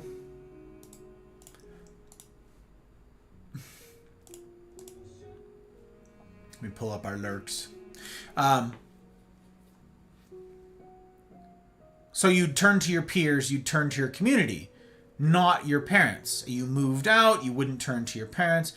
Your parents were seen as something that you leaned on when you were a little kid, sort of ideal. And then as you got older, Miss Fire and I both rated out. Indeed, I just reclaimed both of those tabs. Thank you, Abby. It's good to see you. Thank you for calling out Abby Mouse. I appreciate you. Abby, you're so swell. Thank you. Good morning, Sabrina. Hello. Can't stay working today. I appreciate it so stinking much, you sweetheart. I'm so grateful, Sabrina, that you'd pop in. Even when you're as busy as you are. It's very thoughtful. Very thoughtful. Okay. They would turn to their peers. Now, increasingly, they're turning to their parents. Like the percentage of them that would say that their parent is their primary support, even in young adulthood, even amongst people who've moved out, incidentally. This is like the statistic, is rising. And that's because people don't have their own community anymore to turn to, so a parent is like the only one they can turn to. Now, your example is, of course, different. I'm just saying that to set stage here. Your example is different because your mom lacks the community. It ought be the case. I was just telling this to somebody yesterday. It ought to be the case that we conduct our lives in such a way that no matter what age we are, we have community around us. Now, you guys have heard me harp on this for literal months now, going actually all the way back, like almost darn near a year, right? Have friends at all ages. And I don't mean like all ages that you are, that too, but have friends who fit all age groups. You're 30, be friends with some teenagers, some 20-year-olds, some 40-year-olds, some 50-year-olds, some 60-year-olds, some 70-year-olds, okay? Do that your entire life. Build relationships, foster community, care for others in such a way that the people around you want to remain in community with you. Be the type of person that someone is willing to sacrifice for. So do that. If we do this well, if, no guarantees, unfortunately, and that is a painful thing to say, and it's a painful thing to see out in the wider world right now. If we get this wrong, we don't have that community to lean on when stuff goes bad, and you die alone. And by that I mean you fall one day and there's nobody to help you up. Right? If we do this well, then we've got physical community around us in our lives. We make that a priority. We're very intentional about this. Like, I'll be talking about the intentionality again in Brass Tacks next time, the next installment of this series, the friendship series. But Very important. If I'm 50 years old, I don't want my children being the chief people that I'm counting on to help me do things. I'll be counting on my community around me. I do that now. I don't chiefly lean into family to get things done. I lean on my community that I've made around me. So, yeah. It's really cool of you to have been helpful like that, obviously. It's really cool of all of you to be helpful, going way out of your way. That makes you a great friend. You obviously inconvenienced yourself, sacrificed for the benefit of another. Just wish you didn't have to. Not in that way. So. Let me see here. First scenario seems like they didn't have your best interest when you described it. Second friend scenario seemed like they're good friends. I thought my brain goes straight to straight through variable. Yeah, that was the point, Retro, in my setting it up like that. It definitely sounds like the first scenario is being mean about it, yes, and they're not being great friends. But I really like that phrase, and I employ it quite a lot, so veterans of the channel have heard me say it before. I say this about you guys. Now, this is something that I struggle with too, because candor is really hard. Loving candor is really, really hard. Discerning the right words, how to employ them, and with whom it's a Herculean task. It's freaking tough, okay? There's no two ways about it. That is no joke. The right words at the right time, in the right way, for the right person, with the right tone, and that is a crazy stack of skills. And it's something that we're practicing. Those of you who are bringing your intentionality to the Mafia and you're practicing humaning, you're getting good at those skills. Excellent. Keep at it. I'm doing the same thing. I'm working at it. But when I say I am more interested in your character than your comfort, I mean in that sense. I mean, I am interested in who you will become. We're all in the process of becoming something, yes. And we will either be beauties or horrors. We will either be something that people behold in splendor and say, oh my goodness gracious, look at that, wow. Or something from which people recoil. Each day we are becoming one or the other. Kind of tug of war back and forth here. Who are you surrounded by? Who are you being influenced by? Who are you being changed by? So, being candid is hard. And for me, that's especially tough with you guys because there's so very many of you. And so it's trying to find the right words and then go, what's my relationship with this person? Do I have the rapport required? Have I earned this? We talked about this incidentally with The Anatomy of Peace, book we went through 2 years ago now. Like, have I earned the right to speak into your life? That's something you earn. So, yeah, those mentors had earned that right, and then they spoke into my life. They were more interested in my character than my comfort. For you guys, some of you are like, how come Gus hasn't said any hard truths to me face to face? I probably don't have the rapport, is the answer to that question. Bold-faced, like, that's the answer right there. If you are like, damn, I know that, like, Gus would have something to say about this thing that I say or do, or this way that I conduct myself, or hey, the way that Gus said is best practices, I definitely don't do, and he knows that I definitely don't do those things, and how come he's never had any of those hard truths with me? He's never called me a jackass to my face before. I probably don't have the rapport with you. I have, however, had some really hard... I have had some really hard conversations with the Mafia. In one-on-ones, face-to-face things, in crews.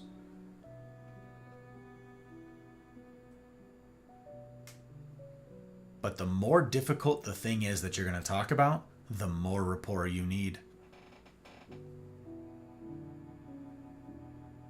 The scarier the topic, the higher the barrier to entry.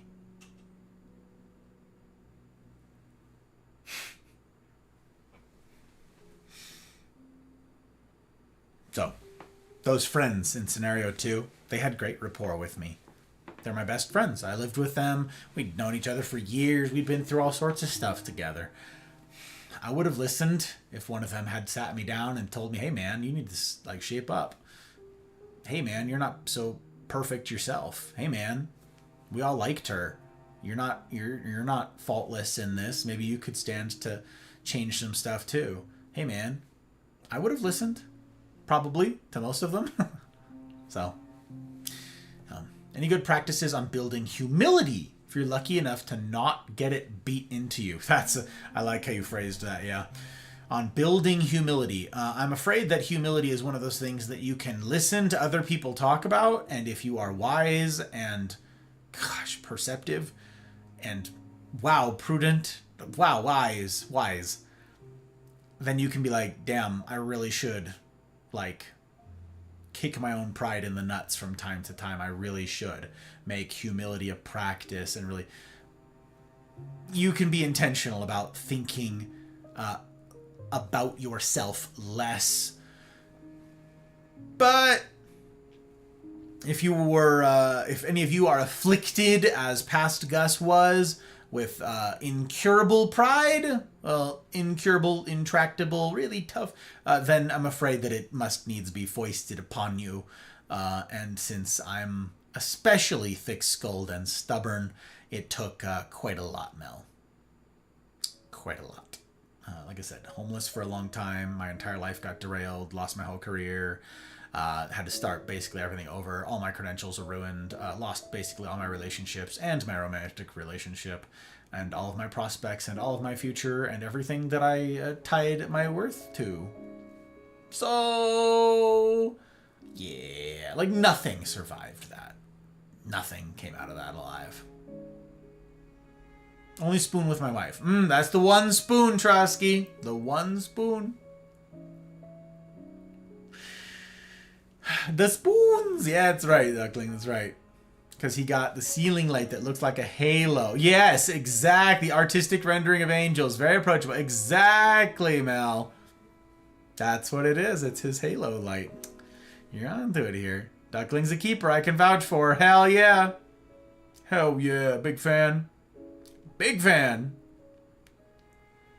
Here's the ears. Scroll bars. Also lack a social community. A local community. Well, that's because everybody freaking does, Mouse. You guys have moved some, too. That's part of it. That's part of the thing I rattled off here tonight. The local community. Geographic mobility. Many of us now are like, where should I move for this or that? Once upon a time, it was like, well, I was born here. Guess I'll die here, right? Like, that's still the way that it was. But, yeah, no, the in-person community is the gold standard. And so my encouragement to people is, if you're intentional about building relationships, civic involvement of some kind is the typical means by which this is done. When I talk about bridging the gaps in geography in the Mafia community, that's a kind of civic involvement. If you found out that there was another Mafia member in your town or in your city that was like within 30, 40 minutes of you, right? You do have a civic institution shared. A community that values humaning, thinks it's important. Maybe many people in the Mafia are gamers. Maybe you've got gaming in common, something. But there's a civic glue of some kind. If you are intentional about this, then you can do this in any city that you go to and prioritize making friends, right? Prioritize meeting the neighbors. That's what, when we first got here, when Hop Ride and I got here, we got sparkling cider and we made treats. We made, it was around Christmas time, so we made fudge and almond roca, but this was like 5 years ago now. And we brought it to all the neighbors and we were like, hi. And we had a little card or whatever. And we're like, hello. We knocked on their doors and they're like, hello. And we're like, hi, we're the neighbors. Here go. And they're like, what? Aren't we supposed to bring you something? Aren't we supposed to be welcoming you into the neighborhood? Aren't we supposed to bring you food and something? And we were like, yeah, but you didn't. No. Like, be intentional. Go say, no. This is, I can control one person, right? Can't control what everybody else is going to do. I can control one person, and it's me. Be intentional about relationships. Some people won't be interested. Some people are like coconuts. Hard exterior, difficult to get inside. But once you're there, it's pleasant. Once you're inside, it's soft and pleasant. So, it depends. But intentionality is key. Now, the brilliant thing about this, incidentally, I really like this, you guys. If we can expand the Mafia and close and bridge the geographic gaps between us, then you have a baked-in infrastructure basically everywhere. I really like this. Really like this picture, okay? Picture the map of the world, and you're like, I gotta move to this new city, right? You're in Denver, Colorado, and you gotta move to Cheyenne, Wyoming. Cool. Find the Mafia members that are in Cheyenne or near Cheyenne. Maybe you've already acquainted yourself with some of them by happenstance here in the community. Maybe you told people ahead of time in the Discord, hey, I'm moving soon. Who here knows any tips and tricks about Cheyenne that I should keep an eye out for? And people go, oh, baby, I got you, fam. Here, let me hook it up. If you're moving from LA to San Francisco, hey, who here's got any tips and tricks for me? I'm moving to San Fran. Oh, bet, really? Hey, join our coffee crew. Join our group. We get together Saturday mornings at 8 at this place. It's awesome. It's the best place in town. They've got great seating. We expect to see you there. You've already got shared understanding, shared vocabulary. You've already got some measure of rapport. You've already got some things in common. If we can do this well, that will actually help solve some of that first thing about the hyper mobility that we've got now, geographic mobility. Now, it's ideal to put down roots somewhere, yes, so that you can build long, enduring relationships that last years or decades even. Sure. But I still think this is really an important thing in a world that's changing rapidly, that we have this shared rapport. And I, for one, want to leverage our medium here to accomplish just that in a way that other people don't see as possible. But I told you guys I'm dreaming big. I told you guys that in 5 years' time, I expect there to be thousands of CNR crews. Thousands. Hundreds of them meeting in person. Can't do it alone, but we can change this. We can change this world. We can change this bleak outcome. We can change this. You and I. So.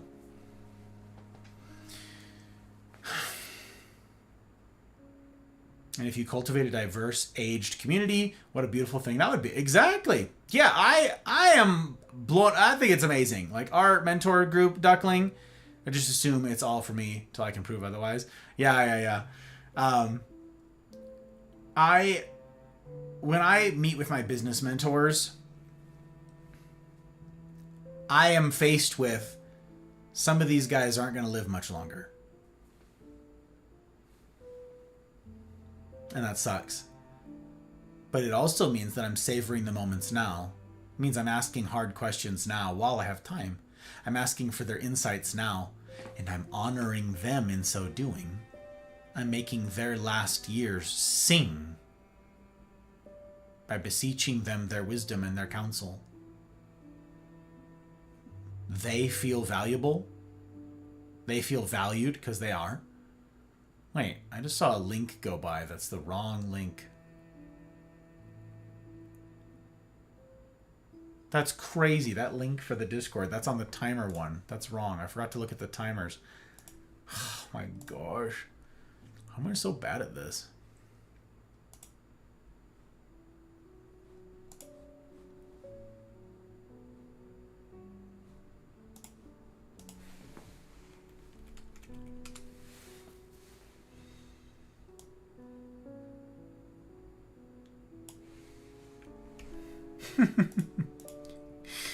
Hi. Why do I have so many links to the Discord around?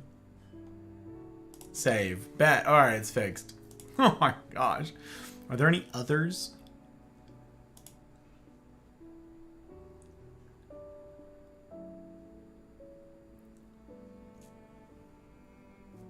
Okay. Man. Alright, that looks like that was it. I have to go back and change all those. I have to update all those things, you guys. Things that's out of date. Out of date. Okay. It's like level up in D&D if you don't have rapport or not to level to next boss. Yeah. Lack a local community. There's one in my state. Not close. Americans are like peaches. They're soft, but they have a hard nut inside. That's right. Yeah. The hard interior. One in your state. You've got a lot in your state, Retro. A lot of people in your state. But yeah, you're kind of out in the middle of nothing. That one's tough. That one's tough. Maybe too distantly related to the topic, but for verbal processor, how does one seek wise counsel on a friendship without being or coming across as being gossipy? If one's sorting through like worries about the relationship. Say that. That's all. Say that, Duckling. Say, look, this isn't gossip. That's not what I intend. Person that I'm seeking counsel from, presumably you know my heart well enough and you know that I'm not interested in gossiping, but I am very interested in your take on this situation. And then lay it out. Ta-da! As a matter of fact, I just did that. I just did that well, I mean, I do that like all the time because there's wisdom in the counsel of many of having people around you. But I just did that for kind of a big ticket item a handful of weeks back. And I talked to a friend and I'm like, all right. It's like, you never ask these questions. And I'm like, yeah, I know. And this one's weird. And here's what's going on. Here's what was said. Here's what, go. And like, oof. And I'm like, you see why I'm bothering you? And I'm like, okay, give me a night to think about it. I'll talk to you tomorrow. Okay, cool. Like, just say that. That's all. It's a good question. Helly, I appreciate the lurk, my friend. And if you were here earlier, I'm sorry I didn't say hi to you, but it's good to see you, my friend. Hello, hello. Abby, thank you for dropping links, you sweetheart. One of us indeed, Retro. One of us indeed. Abby, I hope your stream was great. I hope your stream was great. I hope you've been having fun with your roleplay. It's cracking me up. You doing the old lady stuff makes me laugh every time. It's so silly. It's so silly. You guys are just like, you're in it. You're in it. Are my lurks current? I feel like this one's probably not. Hey, it's not. I suspected right. What the heck am I looking at right now?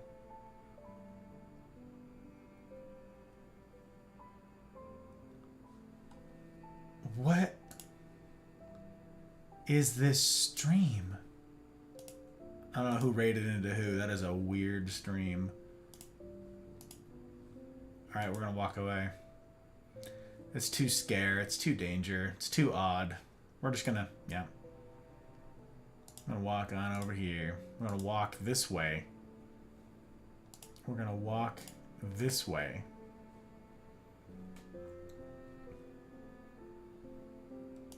Okay, let's see here. This is good. Boom. We're stacked. We're ready. It was fun. Me doing the old lady in the jungle. Yeah. Love it too because I get to drop little truth bombs from time to time that are true IRL, not just gaming. Oh, is that right? Abby cosplays a blue hair, you guys. And which is funny because blue hair means something different now. Oh my gosh. It used to mean like little old lady. I didn't even put that together till now. That's so funny. Huh. Same little bits and tips I've gathered my own life experiences. Hell yeah. That's fun. I got the feeling of being useless in a particular aspect where I'm not to. But it's something that popped up after CNR's Wednesday. I could talk about it more there. Of being useless in a particular aspect. Where I aim not to. Thank you for calling out Helly Mouse. Thank you. Huh. Where I aim not to.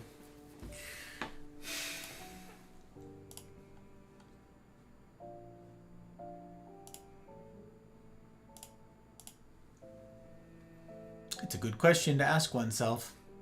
What do I bring in a particular field?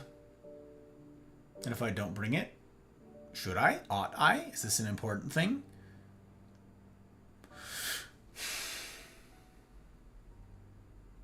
And I look forward to discussing it, my friend. Sorry it's so far away. 5 whole days is a long heckin' ways away. A long heckin' ways away.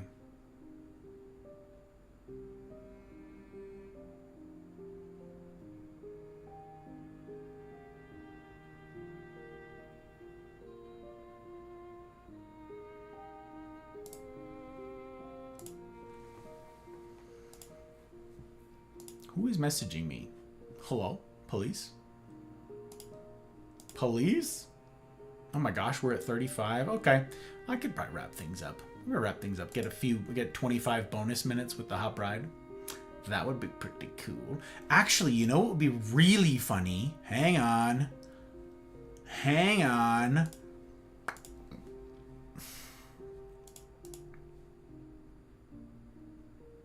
No, I'll do that later. Let's not be silly. We'll do it later. No, we'll do it now. No, we'll do it later. No, we'll do it now. No, we'll do it later.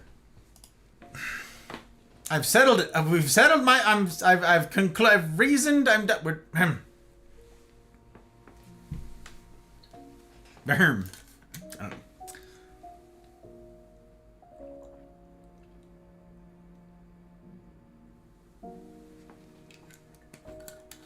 Sometimes you won't have the answers the other people are looking for. That's okay.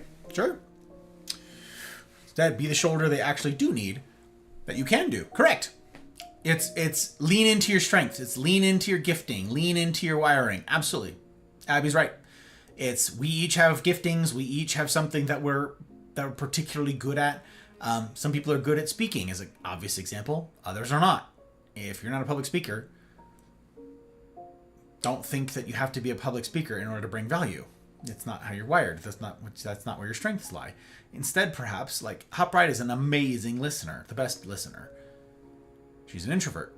Introverts are, on the whole, sort of better listeners. I have found naturally better listeners. That is, they've got a leg up. She's a really good listener. So be a really good listener. You don't have to be all things to all people. This is a case where I try to offer, but I'm not received. And given the circumstances, I would not push.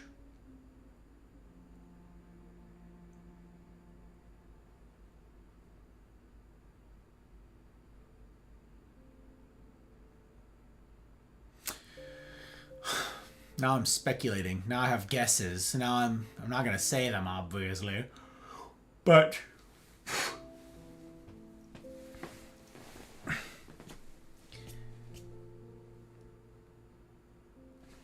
I just heard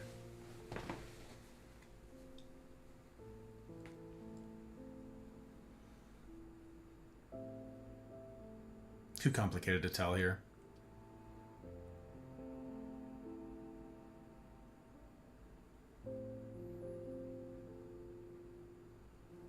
Yeah, too complicated. Too complicated for me to dissect here, Haley. It requires so much setup. It'd be like a whole separate talk. I apologize. But I know what you're after. I know what you're after. Worst case, we can talk in the bonus. Yeah, that's right. The bonus talk. Hell yeah. I'm excited for the bonus talk. Looking forward to it. Also, when they use the silver fox. Yeah.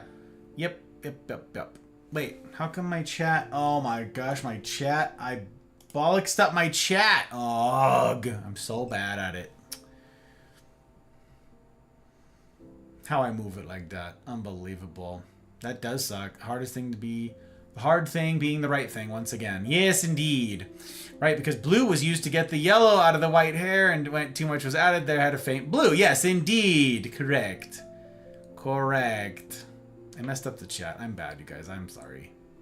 I'm just learning how to be a streamer. I'm new. Also, when they use the silver fox rinse, it would come out purple or blue, and then we would laugh as you saw them later shopping in the meat department at the local store. Yes. Favorite rinses old ladies would ask for is plush pony, which was supposed to be brown but always came out too dark. Oi. What about the Subaru? Oh yeah, them Subarus. I know the human class was to help me, but I look at this as a step to get where I want to get. Absolutely. Do it? Do the thing? No, I'll do it later. It's in 2 days from now. That's right. Bonus talk is coming up quick. It's true. That's what it was called. What? My mom's generation. So I only know hearsay. Some sweet old church ladies. 20. I was going to say, Abby's spent a lifetime doing hair. She knows things. Abby knows things. All right, gang. I am going to wrap things up.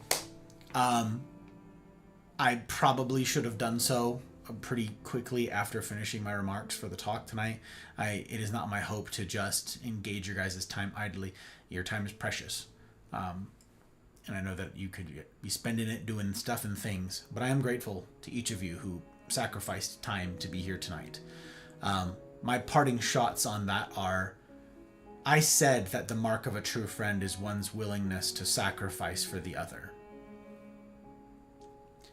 You guys have sacrificed time, in some cases finances, in some cases comfort, and well, in basically all cases comfort, ease. You guys have sacrificed a lot. Everybody who is here tonight, in attendance tonight, who heard these words and then is going to put them to work, who's done all of it, you are sacrificing. But I want to make something clear that perhaps you didn't recognize before, okay?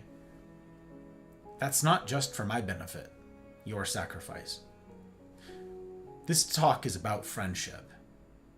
For some of you, you thought, here's how I get it. But some of you came into this saying, how can I be a better friend? I had a bunch of you guys talk about that.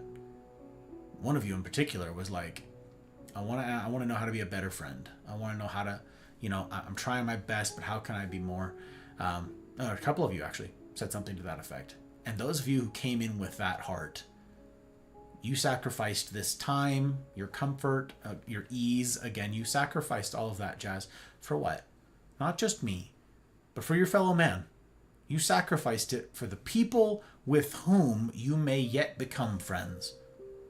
The people whose lives you may yet brush up against. You are sacrificing now. This is the law of increasing returns. You are sacrificing now up front, and the payoff will come later. And that's really cool.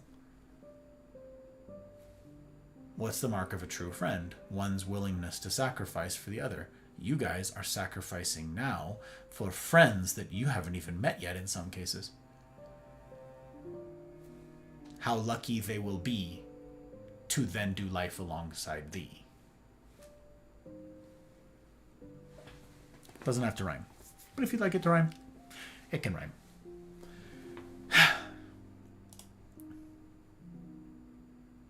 Thank you for everything, dear friends. Means an awful heckin' lot. I'd be remiss if I didn't thank the people who sacrificed, yes, financially, to give this thing a present and a shot at a future. Means an awful heckin' lot. Whether you're supporting through Rumble, where they only take a 3% processing fee, and Rumble doesn't even get it, it goes to the payment processor, so they take nothing. Or Coffee, Patreon. However it is you're supporting this endeavor, I'm grateful to you each who've sacrificed in this regard. Because yeah, this thing does take dollars and cents to run. So all of you guys who gift subs, all of you guys who have a subscription, all that stuff. Bought the merch. It means an awful lot. In particular, I'm grateful to the public patrons, Aki, Dano, Duckling, Leanne, Goose, Kira, Abby, Tink, Helly, May, Karma, Pre, Retro, Rick, Ryan, Mouse, Trotsky, Pell, CJ number 1, Zin. Thank you guys. It means an awful heckin' lot. If I've been at all useful in any of this, it's because of you guys. I don't get to be without you, so thank you.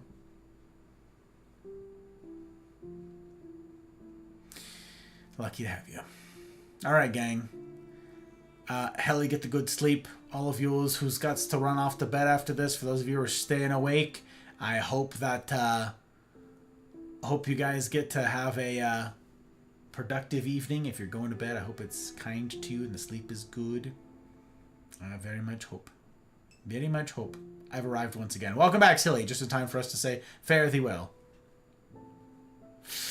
Oi. Mel's cozy. She got the blanket. She ready. She rocking. She rolling. Doggo has stolen my blanket. Super rude. Thank you, guys. Have a wonderful night. No, you. Gang, next stream is tomorrow night. It's Minecraft. Minecraft, not Vinecraft. Don't get it twisted. This is hashtag BYOC. Bring your own craft, okay? Minecraft in the Mafia server tomorrow night.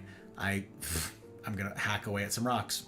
I know you're shocked. People are like, Minecraft, that's old. Hightail is new. Yep. Anyways, I'm doing Minecraft tomorrow night. I'm going to try to do some stuff. I'm going to try to be somewhat productive and useful in there. We're going to see about it. But I very much look forward to seeing you guys then if I'm at all privileged to. In the meantime, yeah, I hope the night is kind to you. What will it be like? What will the days ahead hold? What will come with this thing? What are these announcements that I've talked about? The future of the rendezvous, the future of the Mafia, the stuff I'll be talking to with the bonus patrons on Sunday. I'll be chatting with the rendezvous crews about it in particular on Wednesday, and then I'll be announcing things on Friday. What we've got in store? What does the future here hold for this hard mode business and these bridging gaps in geography and all over? Well, come and see. Come and see. And as ever, I will strive to see that it's a decision that you don't regret. In the meantime, I wish for you each marvelous evenings, mornings, wherever ye be. And I will see you on the other side.